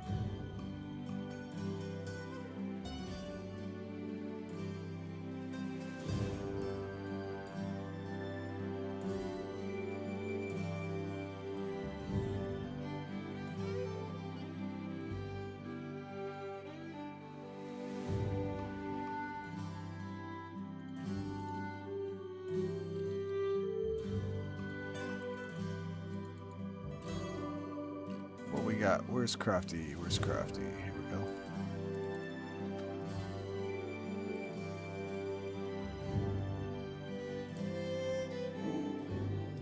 Let's set up my layers.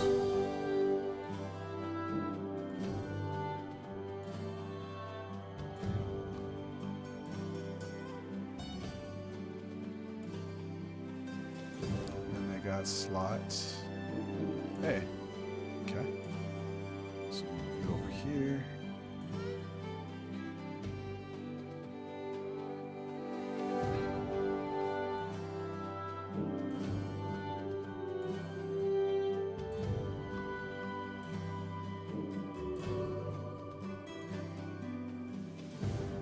So make the BG even more transparent.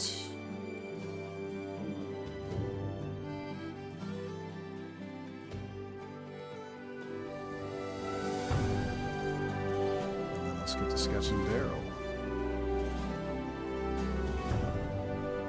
Ooh, I should up the res on this.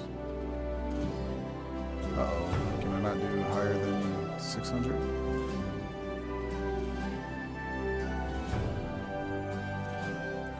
$1,200 sounds like a lot, though.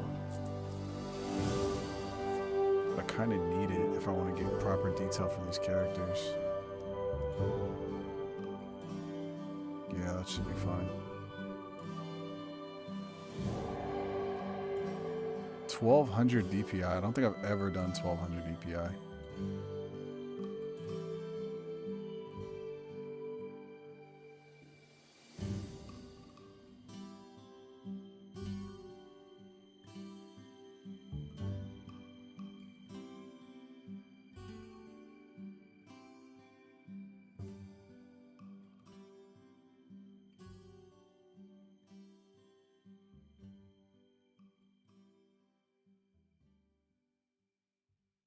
Might as well just sketch with the pen.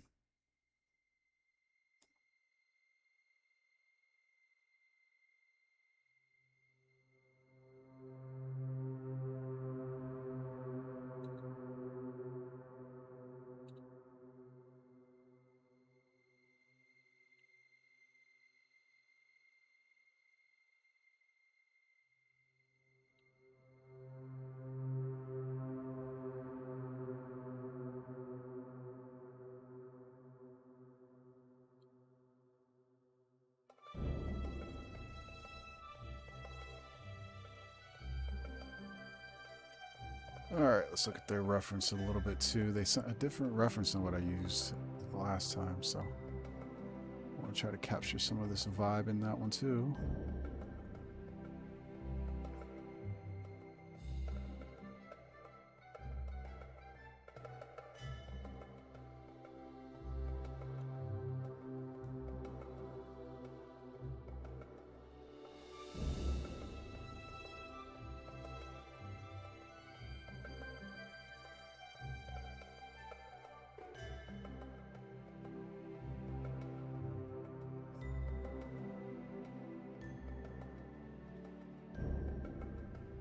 That looks pretty good. Looks pretty good.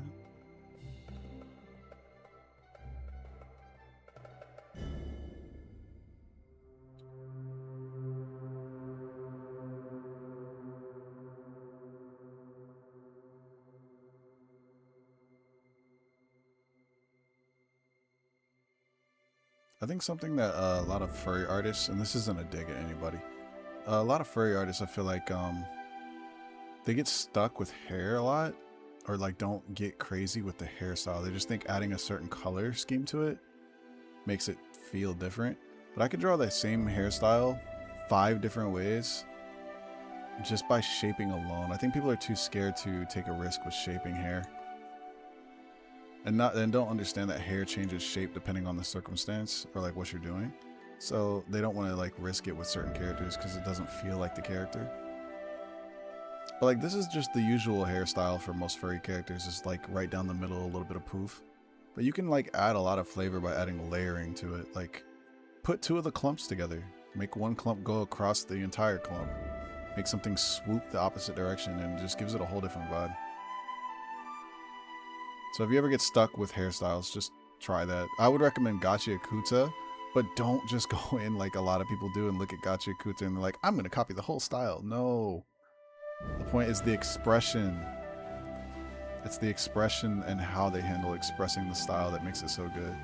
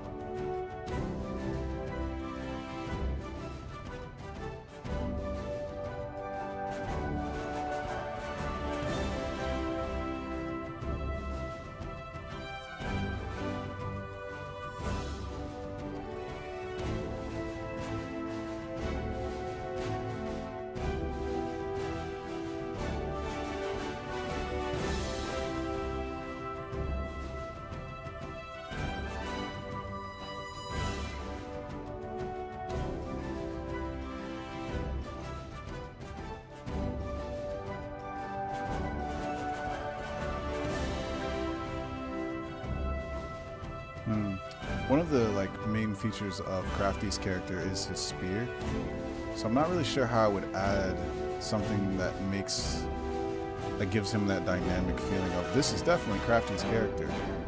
Then this is where sometimes design and artwork can get hard, is like, how do I make sure that this person and that people who see this card give a second look at this character and say, this isn't just a random background character. I want people to look at it and be like, okay, this character might have a story. I wonder who they are. Why do they have this? And that's where it's important as an artist or a designer or even a developer, like if you're the lead of your own game or whatever you're working on, to think about those tiny things, because that matters a lot, not just to your customer who paid for a slot, but to the people who enjoy the card. They get more out of it when they like can stare at artwork and be like, oh, I wonder what's going on here and why this is happening.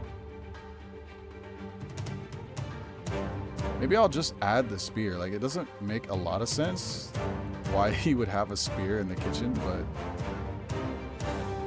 it's also kind of like it's a fantasy thing. So maybe it's like we got some One Piece Sanji vibes going on, like it's a battle kitchen, or it's a kitchen in a guild hall and he's just like offering his services or something. Who knows?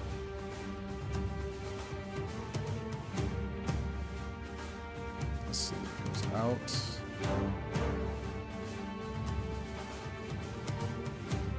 But even just like adding his spear here, this is a directive choice that could influence the card to go in a completely different direction. This is the kind of stuff you have to think about.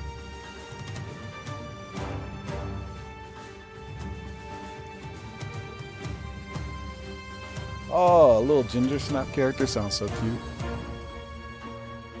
We might have to talk to you about that if you get it finished by a certain time. Depending on how things go, we may or may not have a spot if you want a spot. We'll see. We'll talk more. Speaking of, I didn't even plug that. Anybody who's here that hasn't already or isn't already involved, we have 4 slots left before this expansion is completely closed. So if you are interested in getting a slot, there's 4 spots left. Share it on your socials if you've already gotten a spot. Once those are closed, they're closed for good.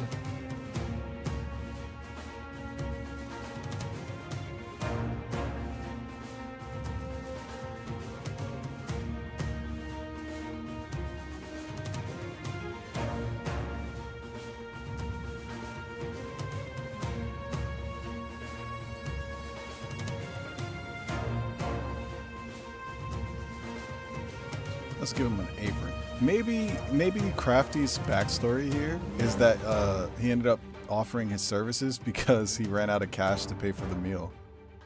That could be a fun little backstory. Who knows? He's a mercenary, lore-wise, so could be any number of things.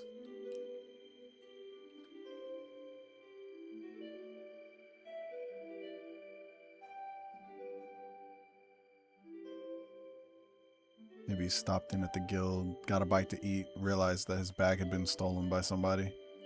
So now he's just working it off, but actually is enjoying the work.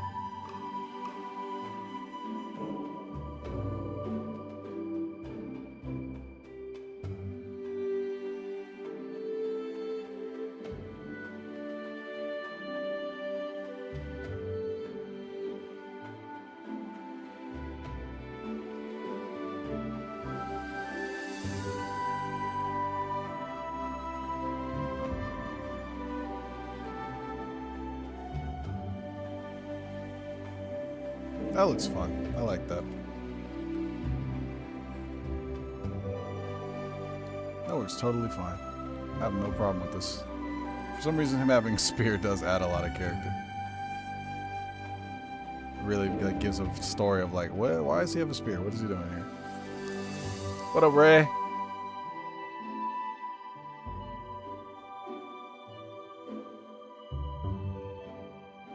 Does it say 5?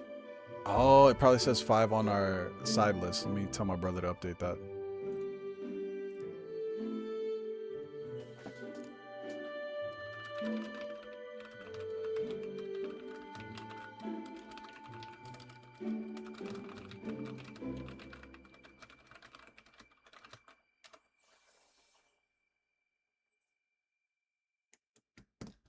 I feel you. I had a day or two off as well. It felt really nice.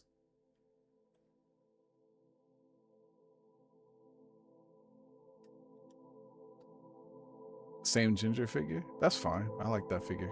But yeah, if you get that done in time, or at least get it to like a certain point, let me know. We might have some extra slots that we need to fill with artist work, and having more of your artwork in this would be cool. We'll see.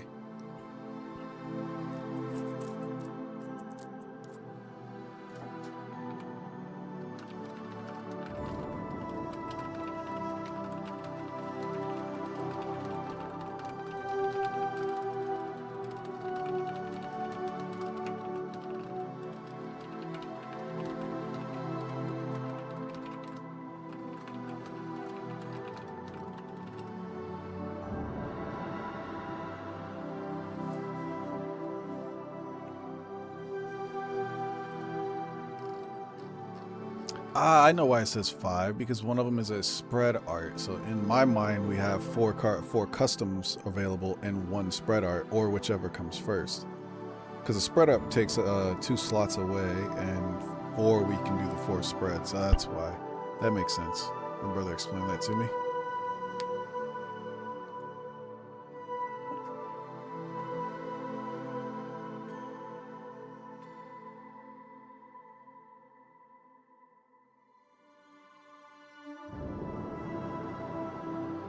Alright, we have B and C.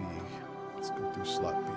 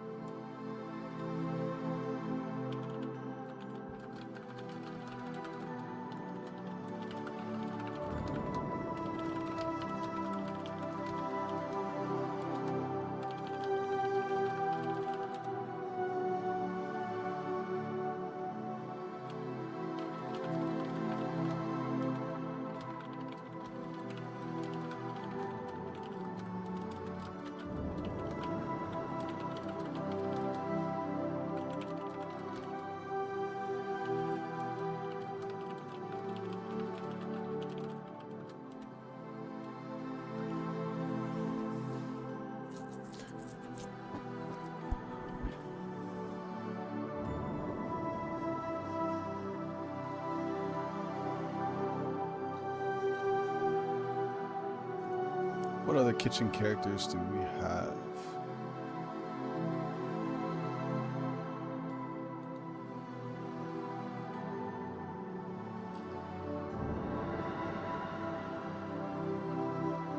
Michio. That's a cool name.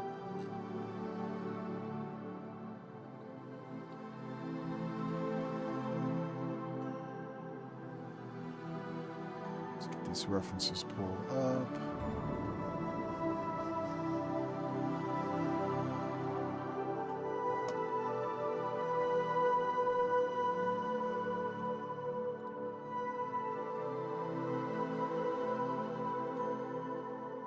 Okay, this is cute. I like this character. Let's get this reference in here.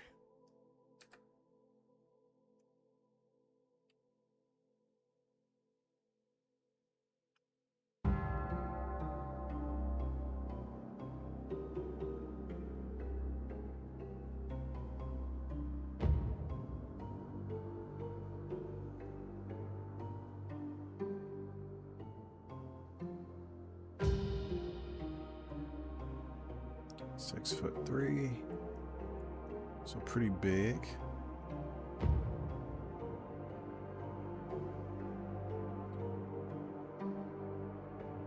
So let's go a little bit taller here.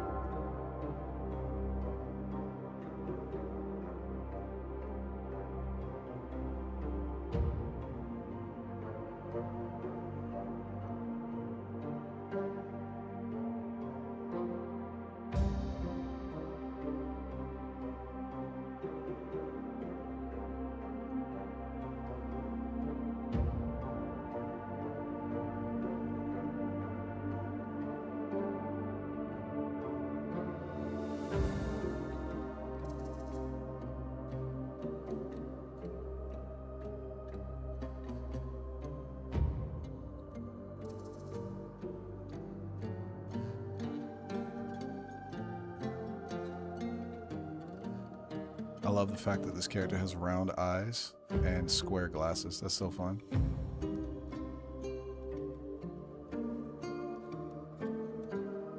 It's little designs like that that I think are so important and really good for fleshing out a character and making them stand out. Like, a character doesn't need to be flashy, colorful, crazy design work or like all this stuff on them to really have personality and be memorable. You just need to have small little dynamics like this where, like, for my rendition of this character, I'm gonna like really push the glasses to be more of a focal point. And then I want to build on this. So we have the harsh square, the round softness of their face. I want to like push all of those elements. I'm going to give it a more rounder, softer nose than I usually do. I usually do like really sharp lines or sharp corners when it comes to like noses and stuff like that because of my manga background. But for this, we're going with a bit more of a soft approach. And that's how you can also make certain species, like if I'm drawing like 5 wolves, how I can make 5 wolves feel very different from each other. It's just by how you handle the expressions and the shaping of the face.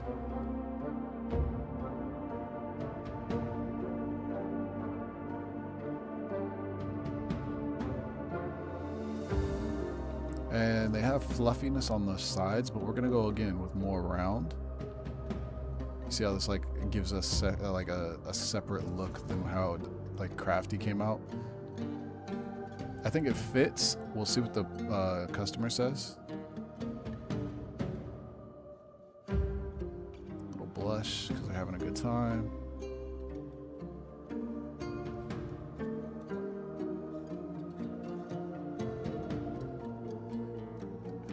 What up, Bliss?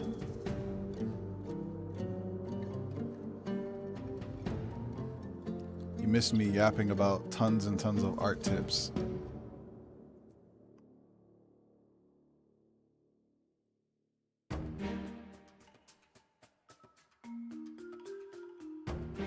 Again, we're going for a softer look with this character, so I'm going to actually take the artistic liberty here and soften up some of their hairstyle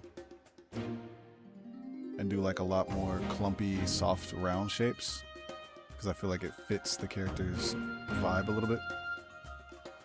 Same with the ears too. These ears are kind of big and lean forward. So we're gonna do that, but I want to really like emphasize the roundness.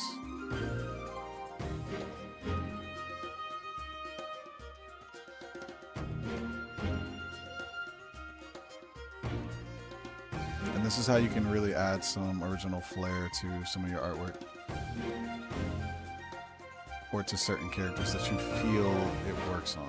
I wouldn't do it on every single character every single time. It's one of those unique cases where this character design feels like it could be upgraded by doing that.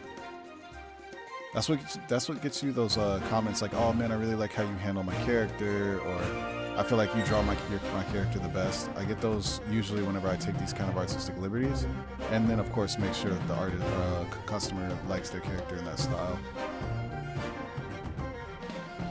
Now, also, this is another liberty. Let me look at the ref to make sure. Like, I see the earring on both sides, but it changes placement a little bit. So I want to... Luckily, they have it on both sides, so I don't have to really worry about it too much. But I want to make sure that it's a very big center point.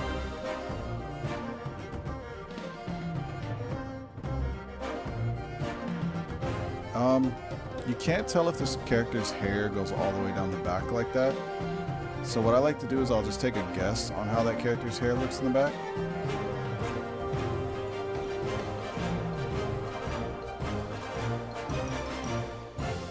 And again, I'm going for a more rounded look on this character.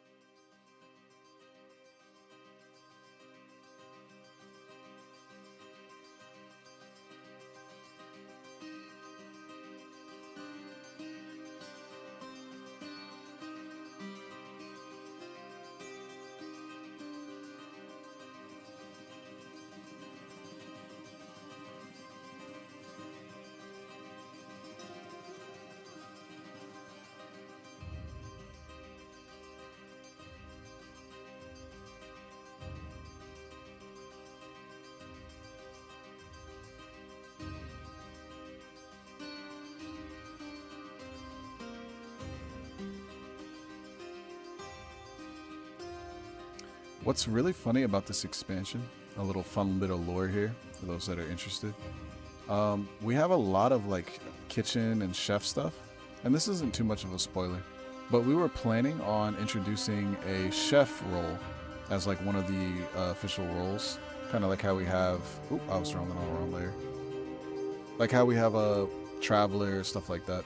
We were going to do a chef role, but one of the reasons we skipped out on that is because we felt like it actually falls under the artisan role, like culinary arts. So it made sense to not add it and instead just expand that role and build a character and push artisan into the foreground.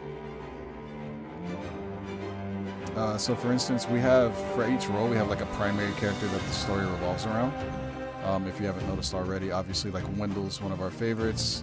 Wendell is part of the Traveler set.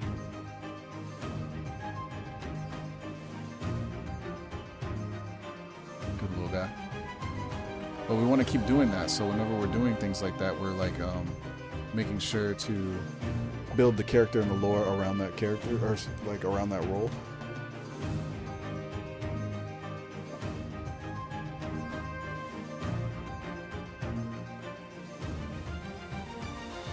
Oh, my back.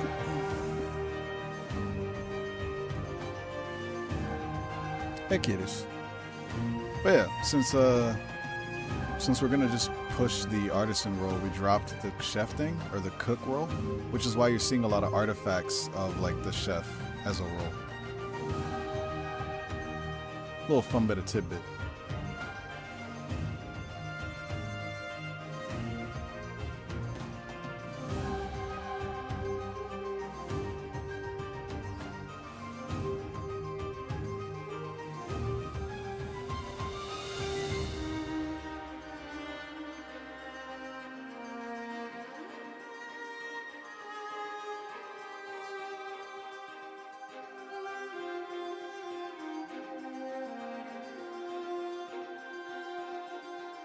But in the next set, you will see the chef actually make their debut. There is a chef character or a cook character.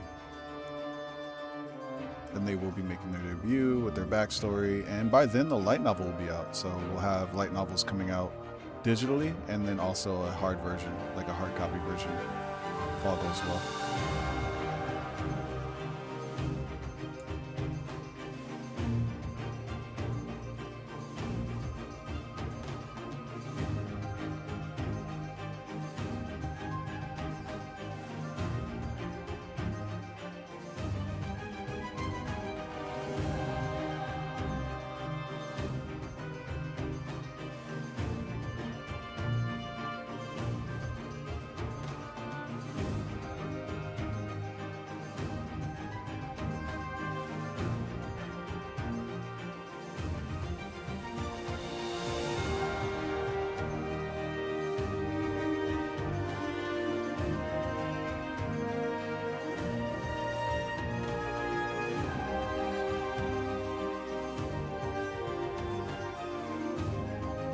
Ooh, we got like a husky tail going on here. Okay. Oh, Jinja Pool! Oh, crazy kid! All in my face.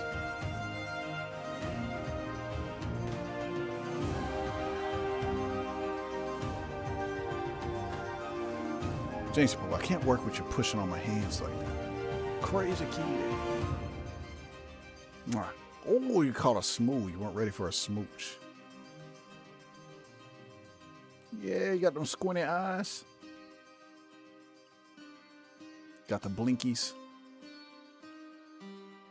Oh man, you like those pats. Is it making you sleepy?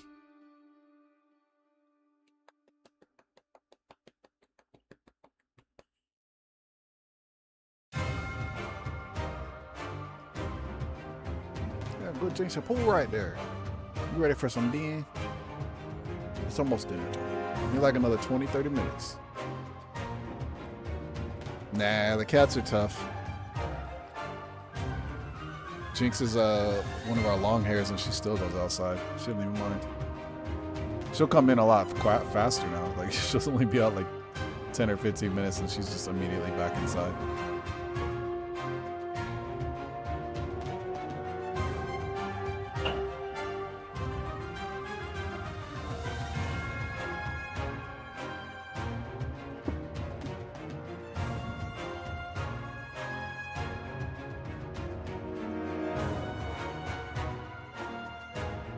Outward. Really fun game. Love that game. One of my top 5.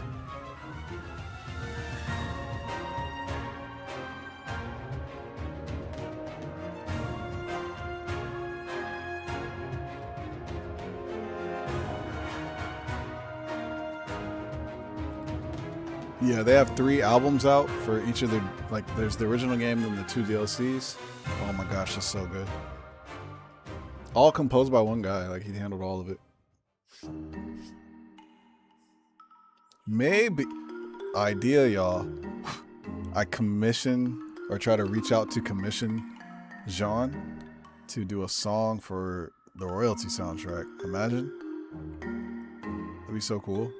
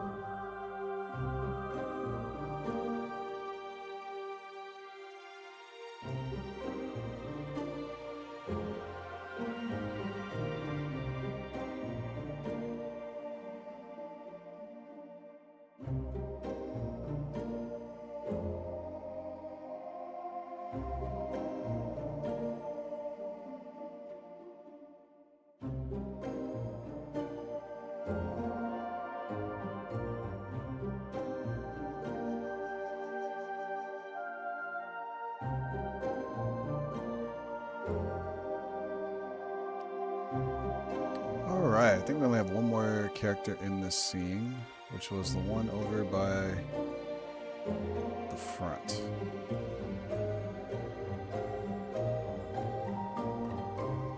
So character slot C. Don't remember off the top of my head who that was.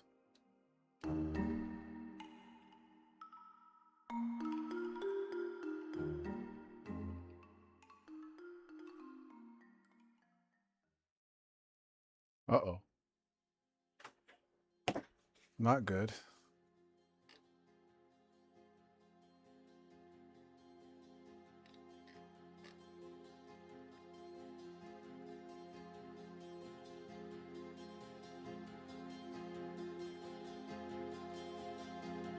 I don't have a form.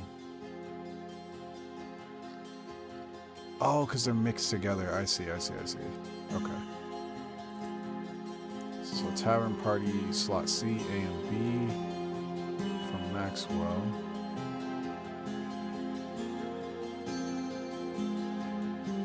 And Showtime, yours would have been mixed in here. Yep, so we have Tavern Party slot D, Sell Your Loot slot A and B, and Kitchen slot C. That's why. Okay. Forgot they were put together.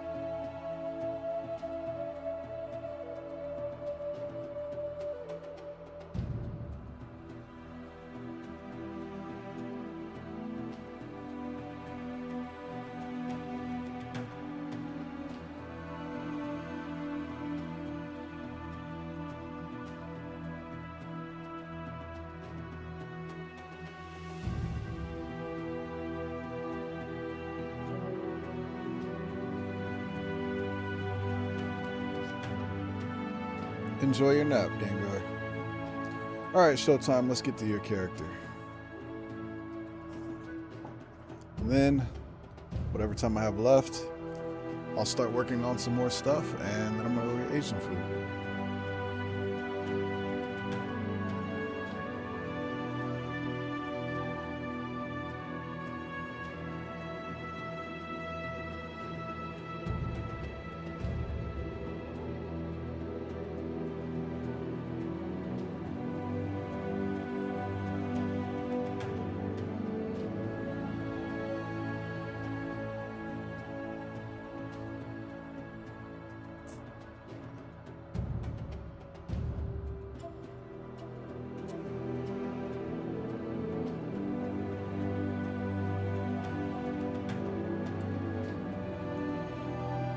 Wapow, there's showtime. The captain herself.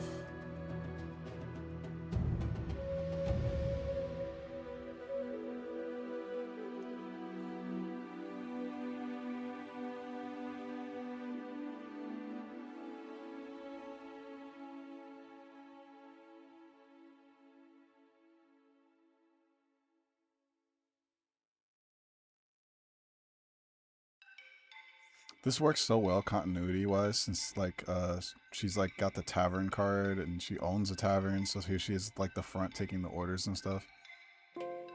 How fun.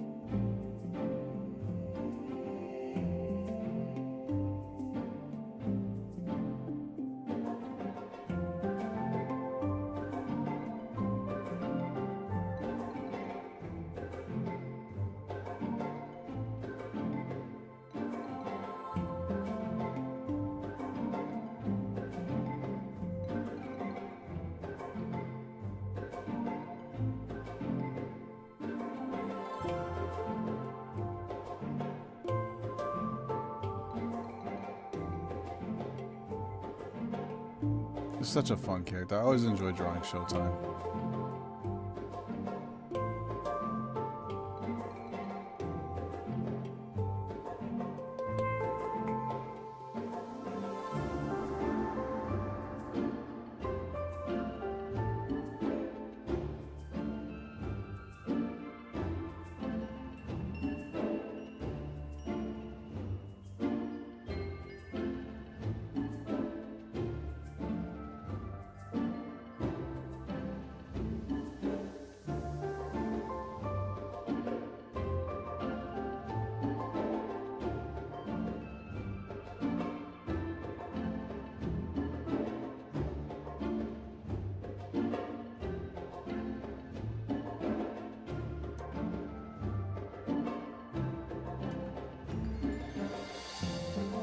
Got some head.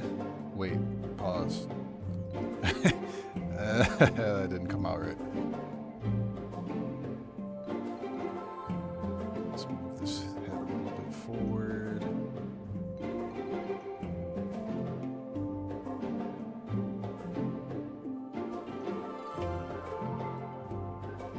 I really hope Stratosphere goes well for you. I know we were like really excited to go down there and that we got a spot, but you know, obviously things didn't work out the way we wanted them to budget-wise, so we can't, but I really hope it goes well, especially since we're not there now. Like, hopefully more people buy royalty stuff from your booth.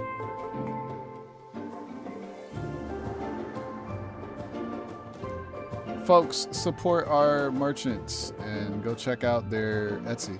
So Showtime is on Etsy and has some of our product as well as like their card and some of their own artwork and products. And as always, we encourage everybody to support indie and shop local. So check out their cute work. I really like their art style.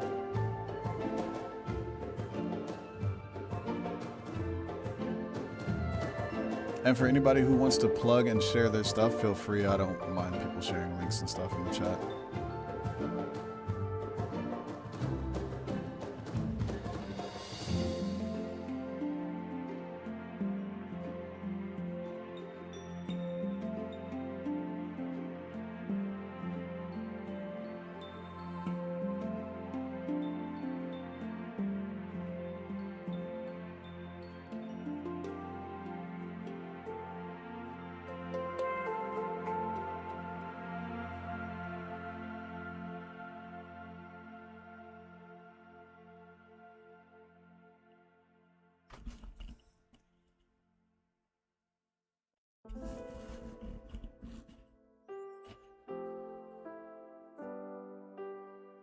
Oh, the bearded guy? Yeah, I have no idea. It's just a random design. We'll flesh them out and like slowly make them into like a character in the story or something. It'd be fun.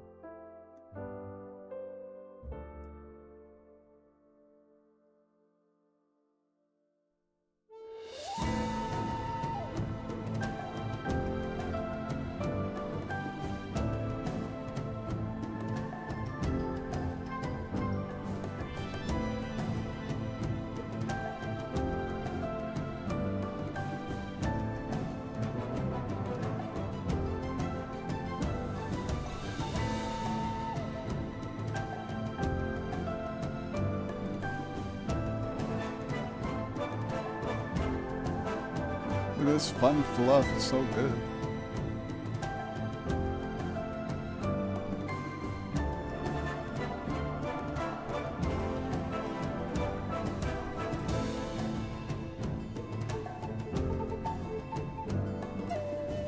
Draw a little cheekage back here.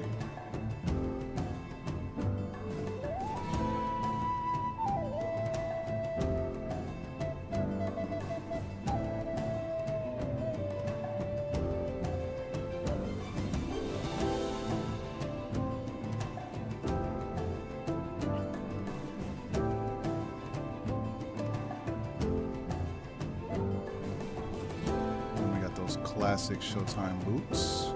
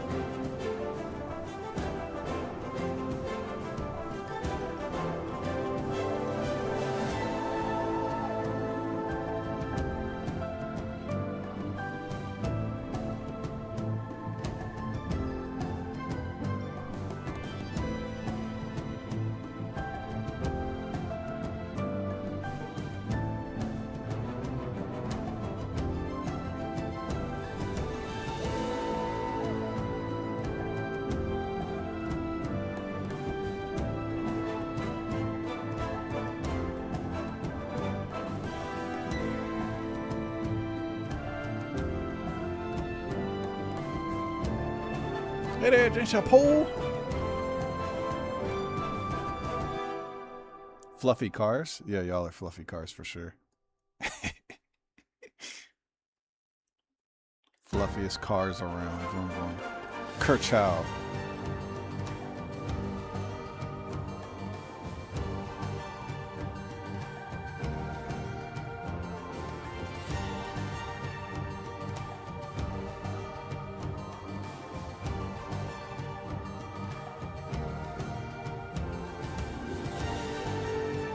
Chapeau. Can't work. I'm gonna poke you in the tongue till you move. I'm gonna touch them toes. Oh, you getting mad. Oh, you getting really mad. Yeah, it works every time.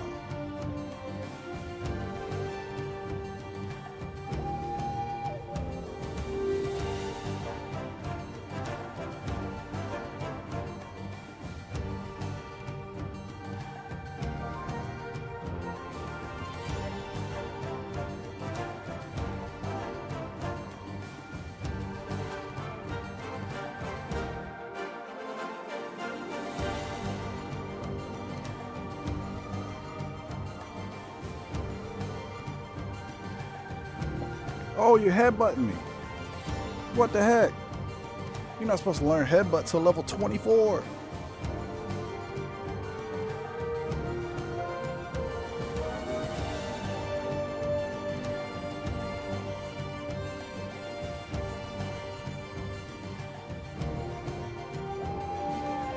Alright, excuse me. Thank you. Your butt's dirty. You should clean your butt.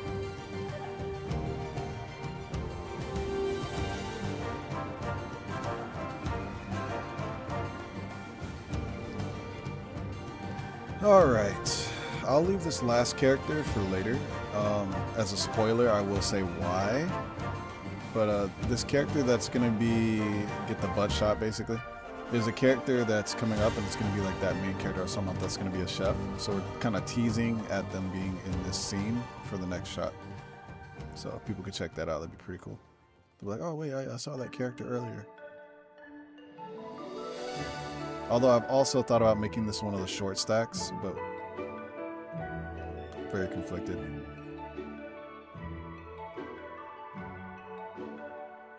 But anyway, this is still good enough for me to send off and get approvals. Showtime, let me know if you like how yours looks so far, and I can go ahead and put that in queue. I'll get the other two squared away when I can.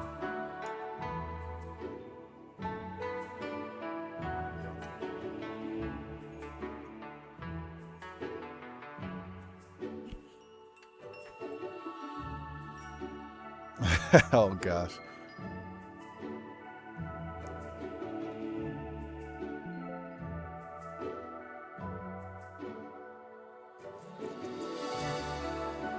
A little longer in the front.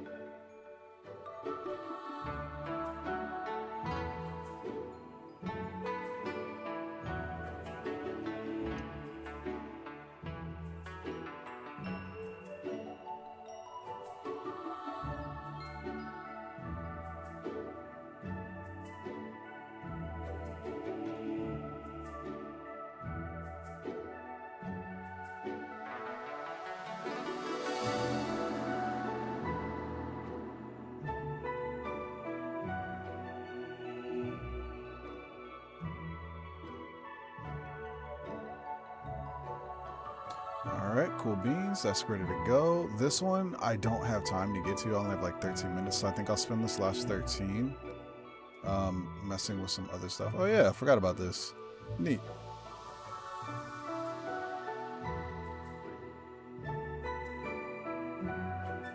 How satisfying. And the little monster dude, that's pretty cool. Here's a spoiler. This little monster called a Mothbeak is going to show up in this pack. That's one of the characters Drowsy is working on, actually.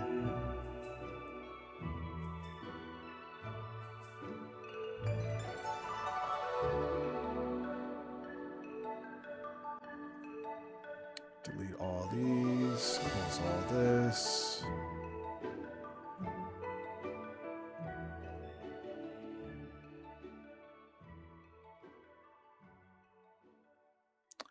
What do I have time for? I could ink something.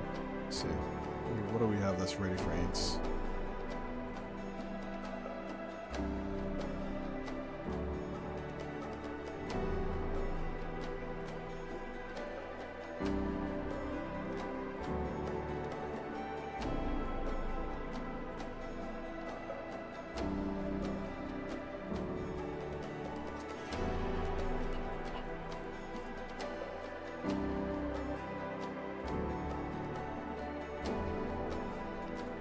Are you talking about Jimothy? Oh my goodness.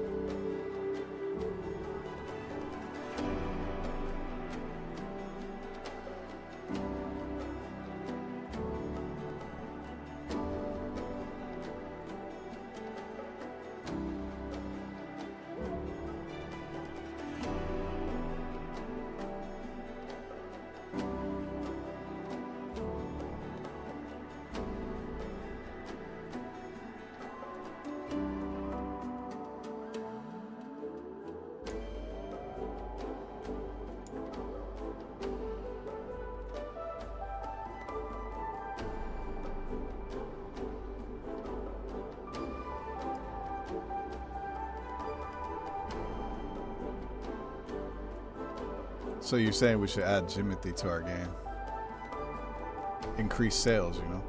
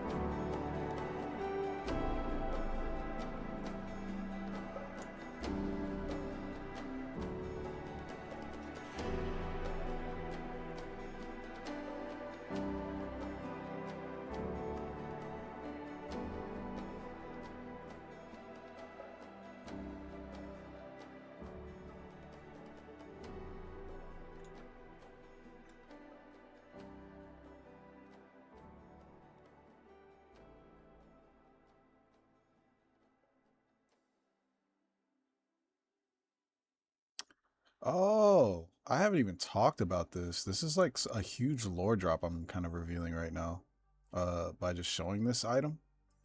So in our world, there's a lot of tech, and there's actually a mention of it in the lore book. But this is a kind of a lore drop on like how this works. But we don't have like cell phones in the world of Royal TCG, but we have something similar to it, and there's a lot of technological advances that are like catching up to current world standards, because there's like a mix of like new age and old age fantasy to this.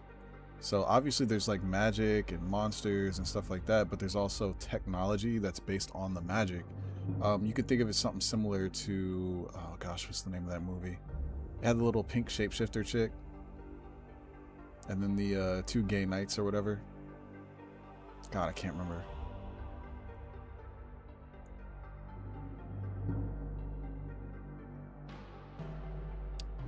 She had like a whole bunch of teeth that were sharp. I cannot remember her name. That's sad.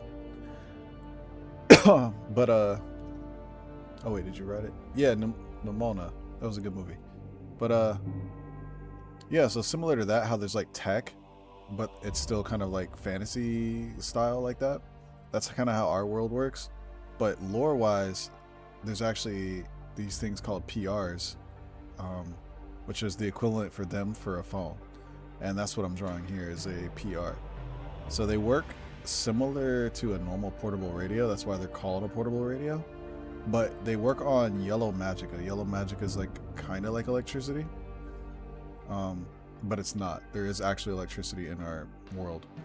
But PRs only work off of radio waves, and radio waves are still kind of new, and they don't really have radio waves in this world. It's more like they work off the yellow magicka as if it's a radio wave. But because of that, if there isn't enough yellow magicka in an area, the transmissions just end. So you need a PR, which extends the range of how far you can go. It's still pretty new tech, so not everybody has one. And it's kind of like the equivalent of a cell phone, which you can only pick up signals, and you can save people's signals, and you can get an original signal that people can call, just like you would on a normal cell phone. The difference is that you just have limited range. Like this only works in the capital, or if you use it anywhere else, they also have to have a PR, which again is still pretty new tech.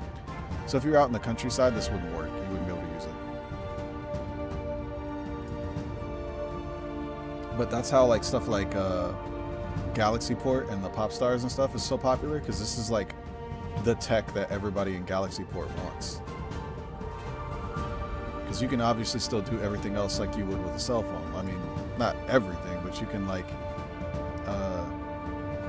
take photos, you can save music.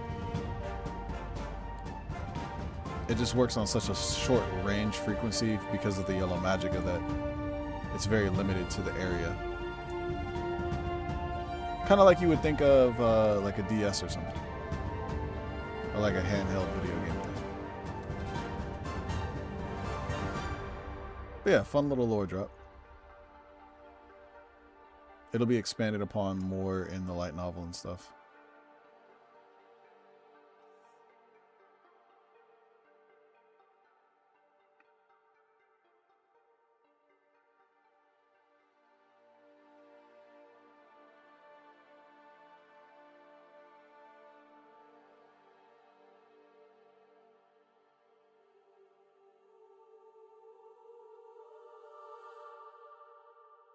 think I'll make this screen a little bit bigger.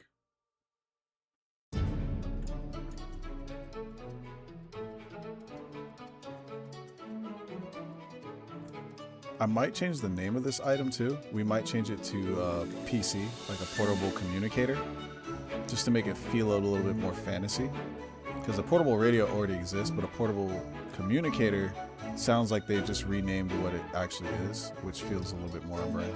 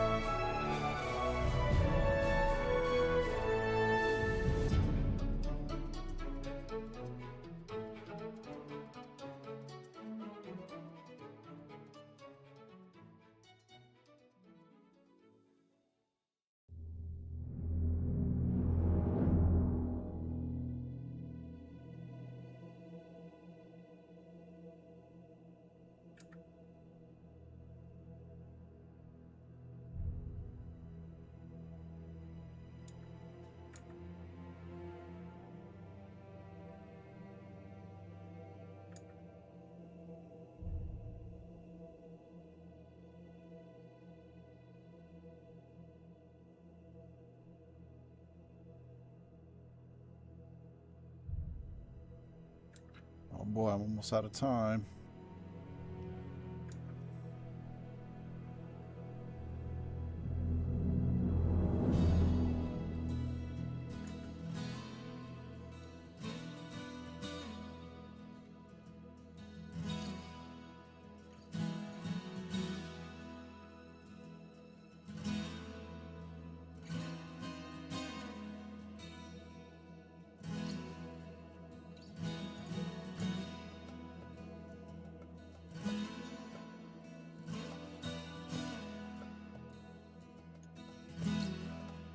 I imagine this is like a little standee that's built into it, so you can like stand it up and just let it sit there.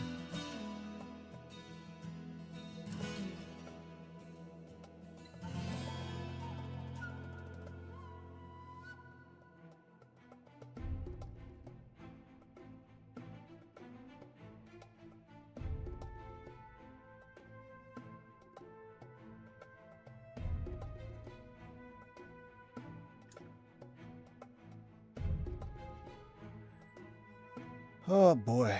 Yep, we're getting close to the end, so I'll start doing outros and stuff now. A huge shout out and thank you to all of you who have supported this expansion. One more plug that if you want to be a part of this game, our last slots are available now on the website. There are only 4 slots left, I believe, maybe 5. I don't remember. I think we got that updated on the site. But yeah, there's a few slots left to go snag them while they're available. It's going to be a long time before we open again, so I think we're looking at January. We'll have mini expansion slots that you can get, which is like you're basically going to be a part of the next expansion, but you're just getting your slot a little early, and it's part of a mini set within the next expansion. They go for a little bit cheaper, it just depends, but they always have some kind of theme and stuff like that. So definitely check out our website at playroyaltycg.com. Take a look at everything that we have to offer. Everything that you see is made by us. I think there's only like 2-3 items in our entire catalog that we have manufactured, such as the actual cards itself, because that's just too much bulk. We wouldn't be able to handle that. But all the packaging, everything you see, all the artwork, all the music, everything is done by us and our small team of 3. So it's always appreciated when you pick something up. It means a lot to our small team.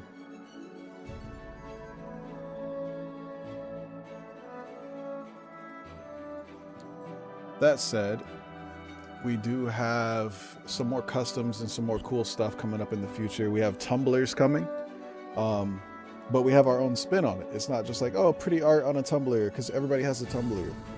We actually have ours embedded into the lore of our game. So I won't spoil anything too much, but if you're a fan of Crown Feline, Lazuli, and some of the stuff she's done in the past, you might know what we're leading into. And there's going to be like a little brand within the world that's going to be really cool. Yeah, Showtime got a binder. Showtime's been popping off with the support and all the customs and everything, so definitely check those out. You can get custom artwork for your binder, so if you would like some artwork from us and we don't have any commissions open for custom cards, you can still get artwork from us. It's just going to be for the binder and stuff like that. So you can take those later. We're opening something called legacy slots, where if you get custom art from us, then later on when we do open for custom card commissions, you can convert the artwork from your custom into a card at a very discounted rate. In total, you'll spend less by getting a custom slot and then converting it than you would if you got one completely original. There are pros and cons to both, so it just depends on what you're after. But yeah, some really cool stuff with that coming soon. I think we'll go with like some nice oranges and like some really fun retro grade instead of like that simplistic vibe.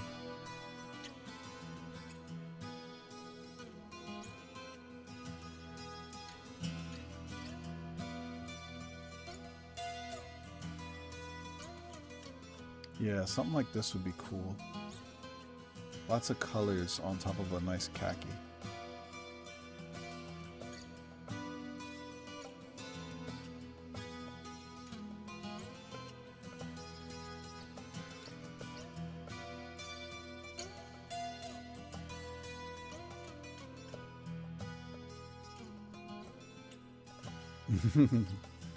Yeah, appreciate that for real. But yeah, those interested, our next expansion is going to be dropping soon, so this is your last chance to get in. On top of that, we have all the cool stuff coming, but more importantly, the Popstars and Pirates decks are here. So Popstars and Pirates is still pretty new. That only just recently dropped, and the decks are finally here. And with Captains, with Popstars and Pirates, we're also revealing our new minigame within the game, where you use the coins to play another kind of side game on this that you can make bets with, and that's called Captain's Coin. So more information on Captain's Coin as time goes by. We'll explain that and reveal that video and trailer and stuff like that coming soon once we get these slots closed up. So we'll be working pretty hard on all this artwork, but there are some new things coming. So keep eyes peeled and be sure to join the Discord and check out everything we have to offer.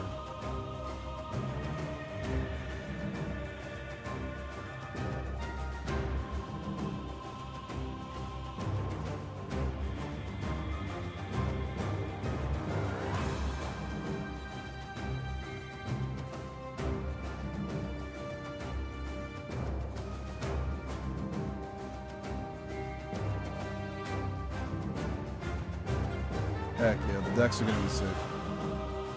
For you collectors out there, we made sure that each of these decks have a lot of different cards, not just from our current set, but from some of our previous sets, so definitely check that out. You don't want to miss out on some of the cards that are going to be coming out there, because you can get a lot of the cards within the two sets. Save yourself a little bit of work and time.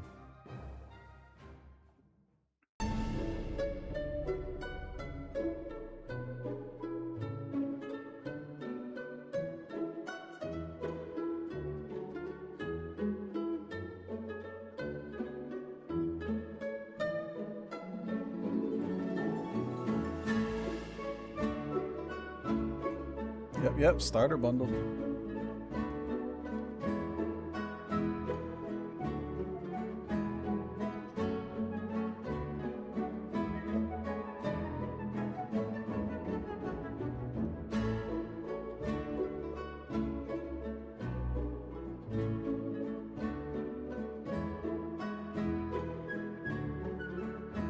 Man, I really want one of these for myself now. Like, we might have to figure out how to like 3D model and print one of these, or like make some kind of contraption so that we can print these for real. Because this looks so sick. Like, I actually want one.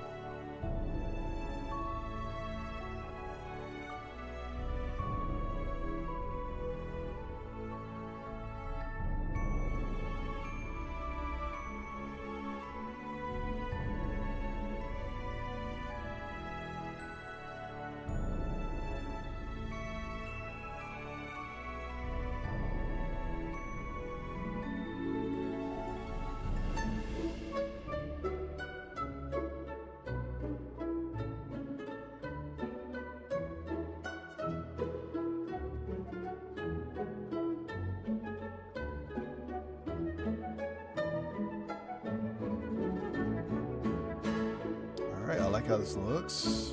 Pretty satisfied.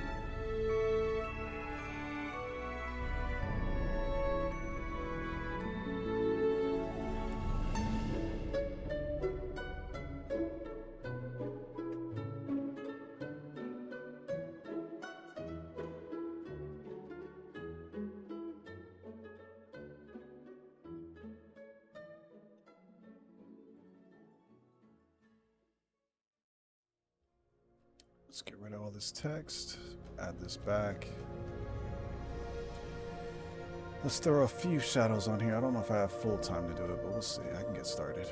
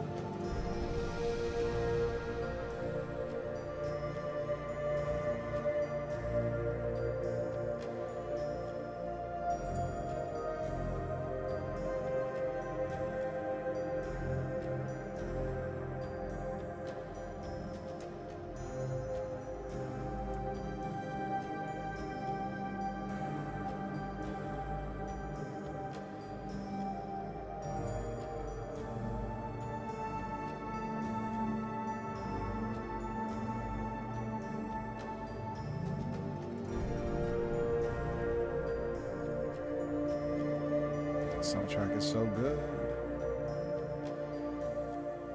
All right, yeah, now we're getting towards the end here. For those that don't know, item cards are coming out in our next expansion, and that is our mechanic we've wanted in the game since the beginning. But we decided to make it an optional mechanic that could happen later, and we decided to put it off and wait till we made sure that the game worked and everything was like the way we wanted it first.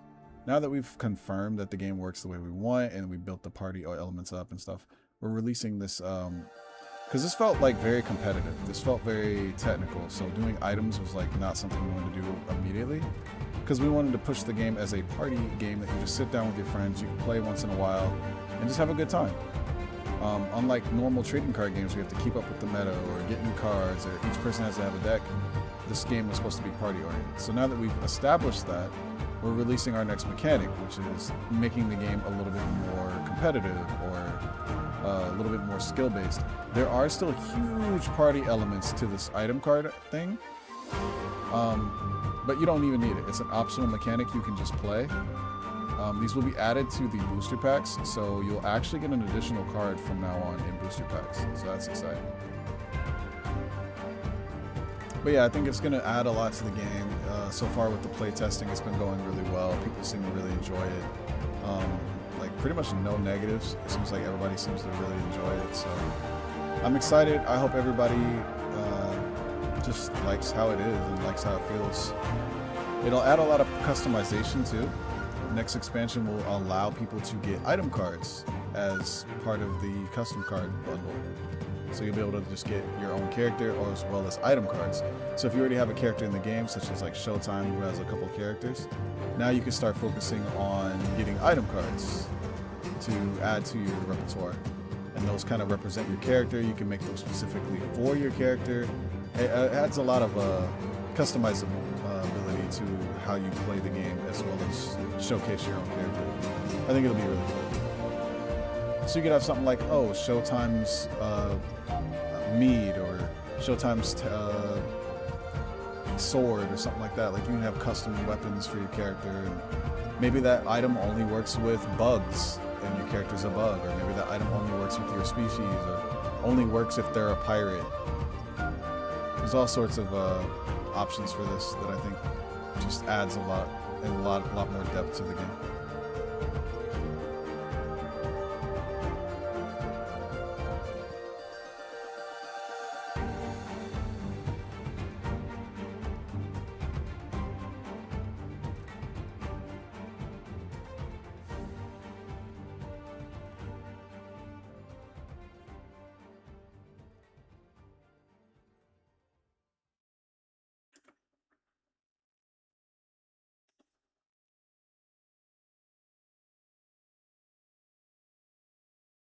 As we finish this up, some other parting words. A giant baguette. We do have some really funny, kind of almost meme level stuff in the next for items and stuff. It's gonna be a blast. But some final words, especially for my artists out there who end up watching this video in the future, now or whenever. Keep your head up. I know times are a little bit tricky because of all of the advances in technology, but we don't do art to be better than technology. We do art because it feeds our souls and makes us happy to do it. And that's what sells. So for those who are actually trying to make a career out of this and are worried like, oh, I have to just give up because AI is going to take my job. Yes, there's going to be a lot of changes. Yes, a lot of stuff is going to happen. But honestly, like people enjoy artwork not because of how it's made, but because it's a good story or a good product, or they feel the soul and the care put into it. And that is more important than anything else and will always stand the test of time. Like, look at how much art has advanced, and people still enjoy artwork from like as long as humans have been around. Like, that just proves it's not about how it was made. I mean, how it's made does play a factor, but like it's more about if it's really just enjoyable for someone else to look at. So whether it's pretty artwork or a story and meaningful, it's completely up to you how you want to approach it. Practice originality, enjoy yourself as you work.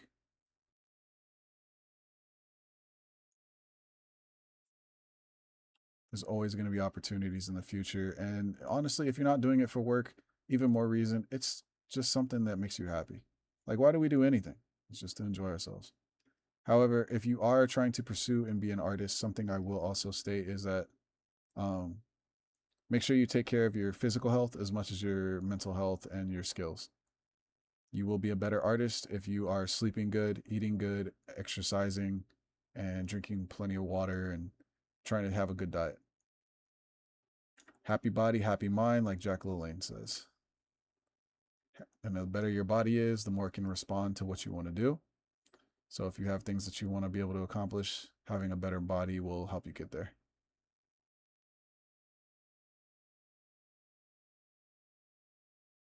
There we go. Last little highlights. Let's add some soft highlights.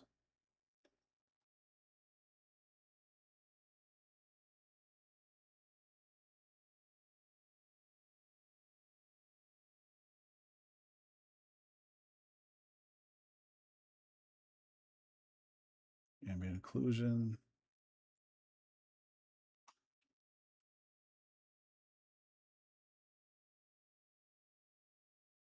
Cool. And then we turn our background back on.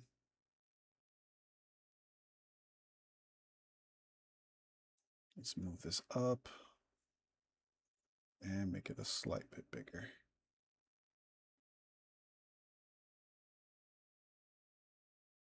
This is why we draw on vector layers, so I can resize and not lose all of my crispiness.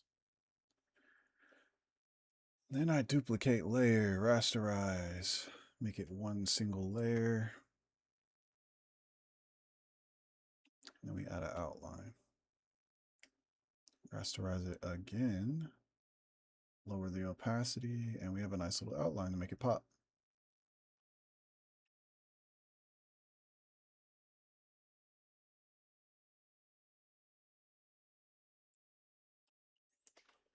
There we go. Portable communicator. Tech. Hey, look here, Gengar. Don't be getting smart with me. I eat and sleep. Maybe don't exercise as much as I need to because I've been injured and too busy, but all right, everybody. That's going to do it. PlayRoyaltyCG.com. Check out all of our different live streams. Put them on. Check out our videos, especially the live streams, the long form. Put them on for background noise. It helps out tremendously. Like, comment, subscribe. That kind of stuff is the best way you can support if you're not supporting by getting product or anything like that. Just play the game. Tell your friends. Share it. Like the stream. Check in for streams. Join our Discord. Join the newsletter. A lot of stuff coming. We're excited. We can't tell you all how much we appreciate it, and we're always going to try to give back to the same community that supports us and create opportunities for other artists to take a better route than the way I had to do it, and hopefully create other like bring up other creators like how Lazuli came into the fandom. So thank you all. Have a great night. Peace.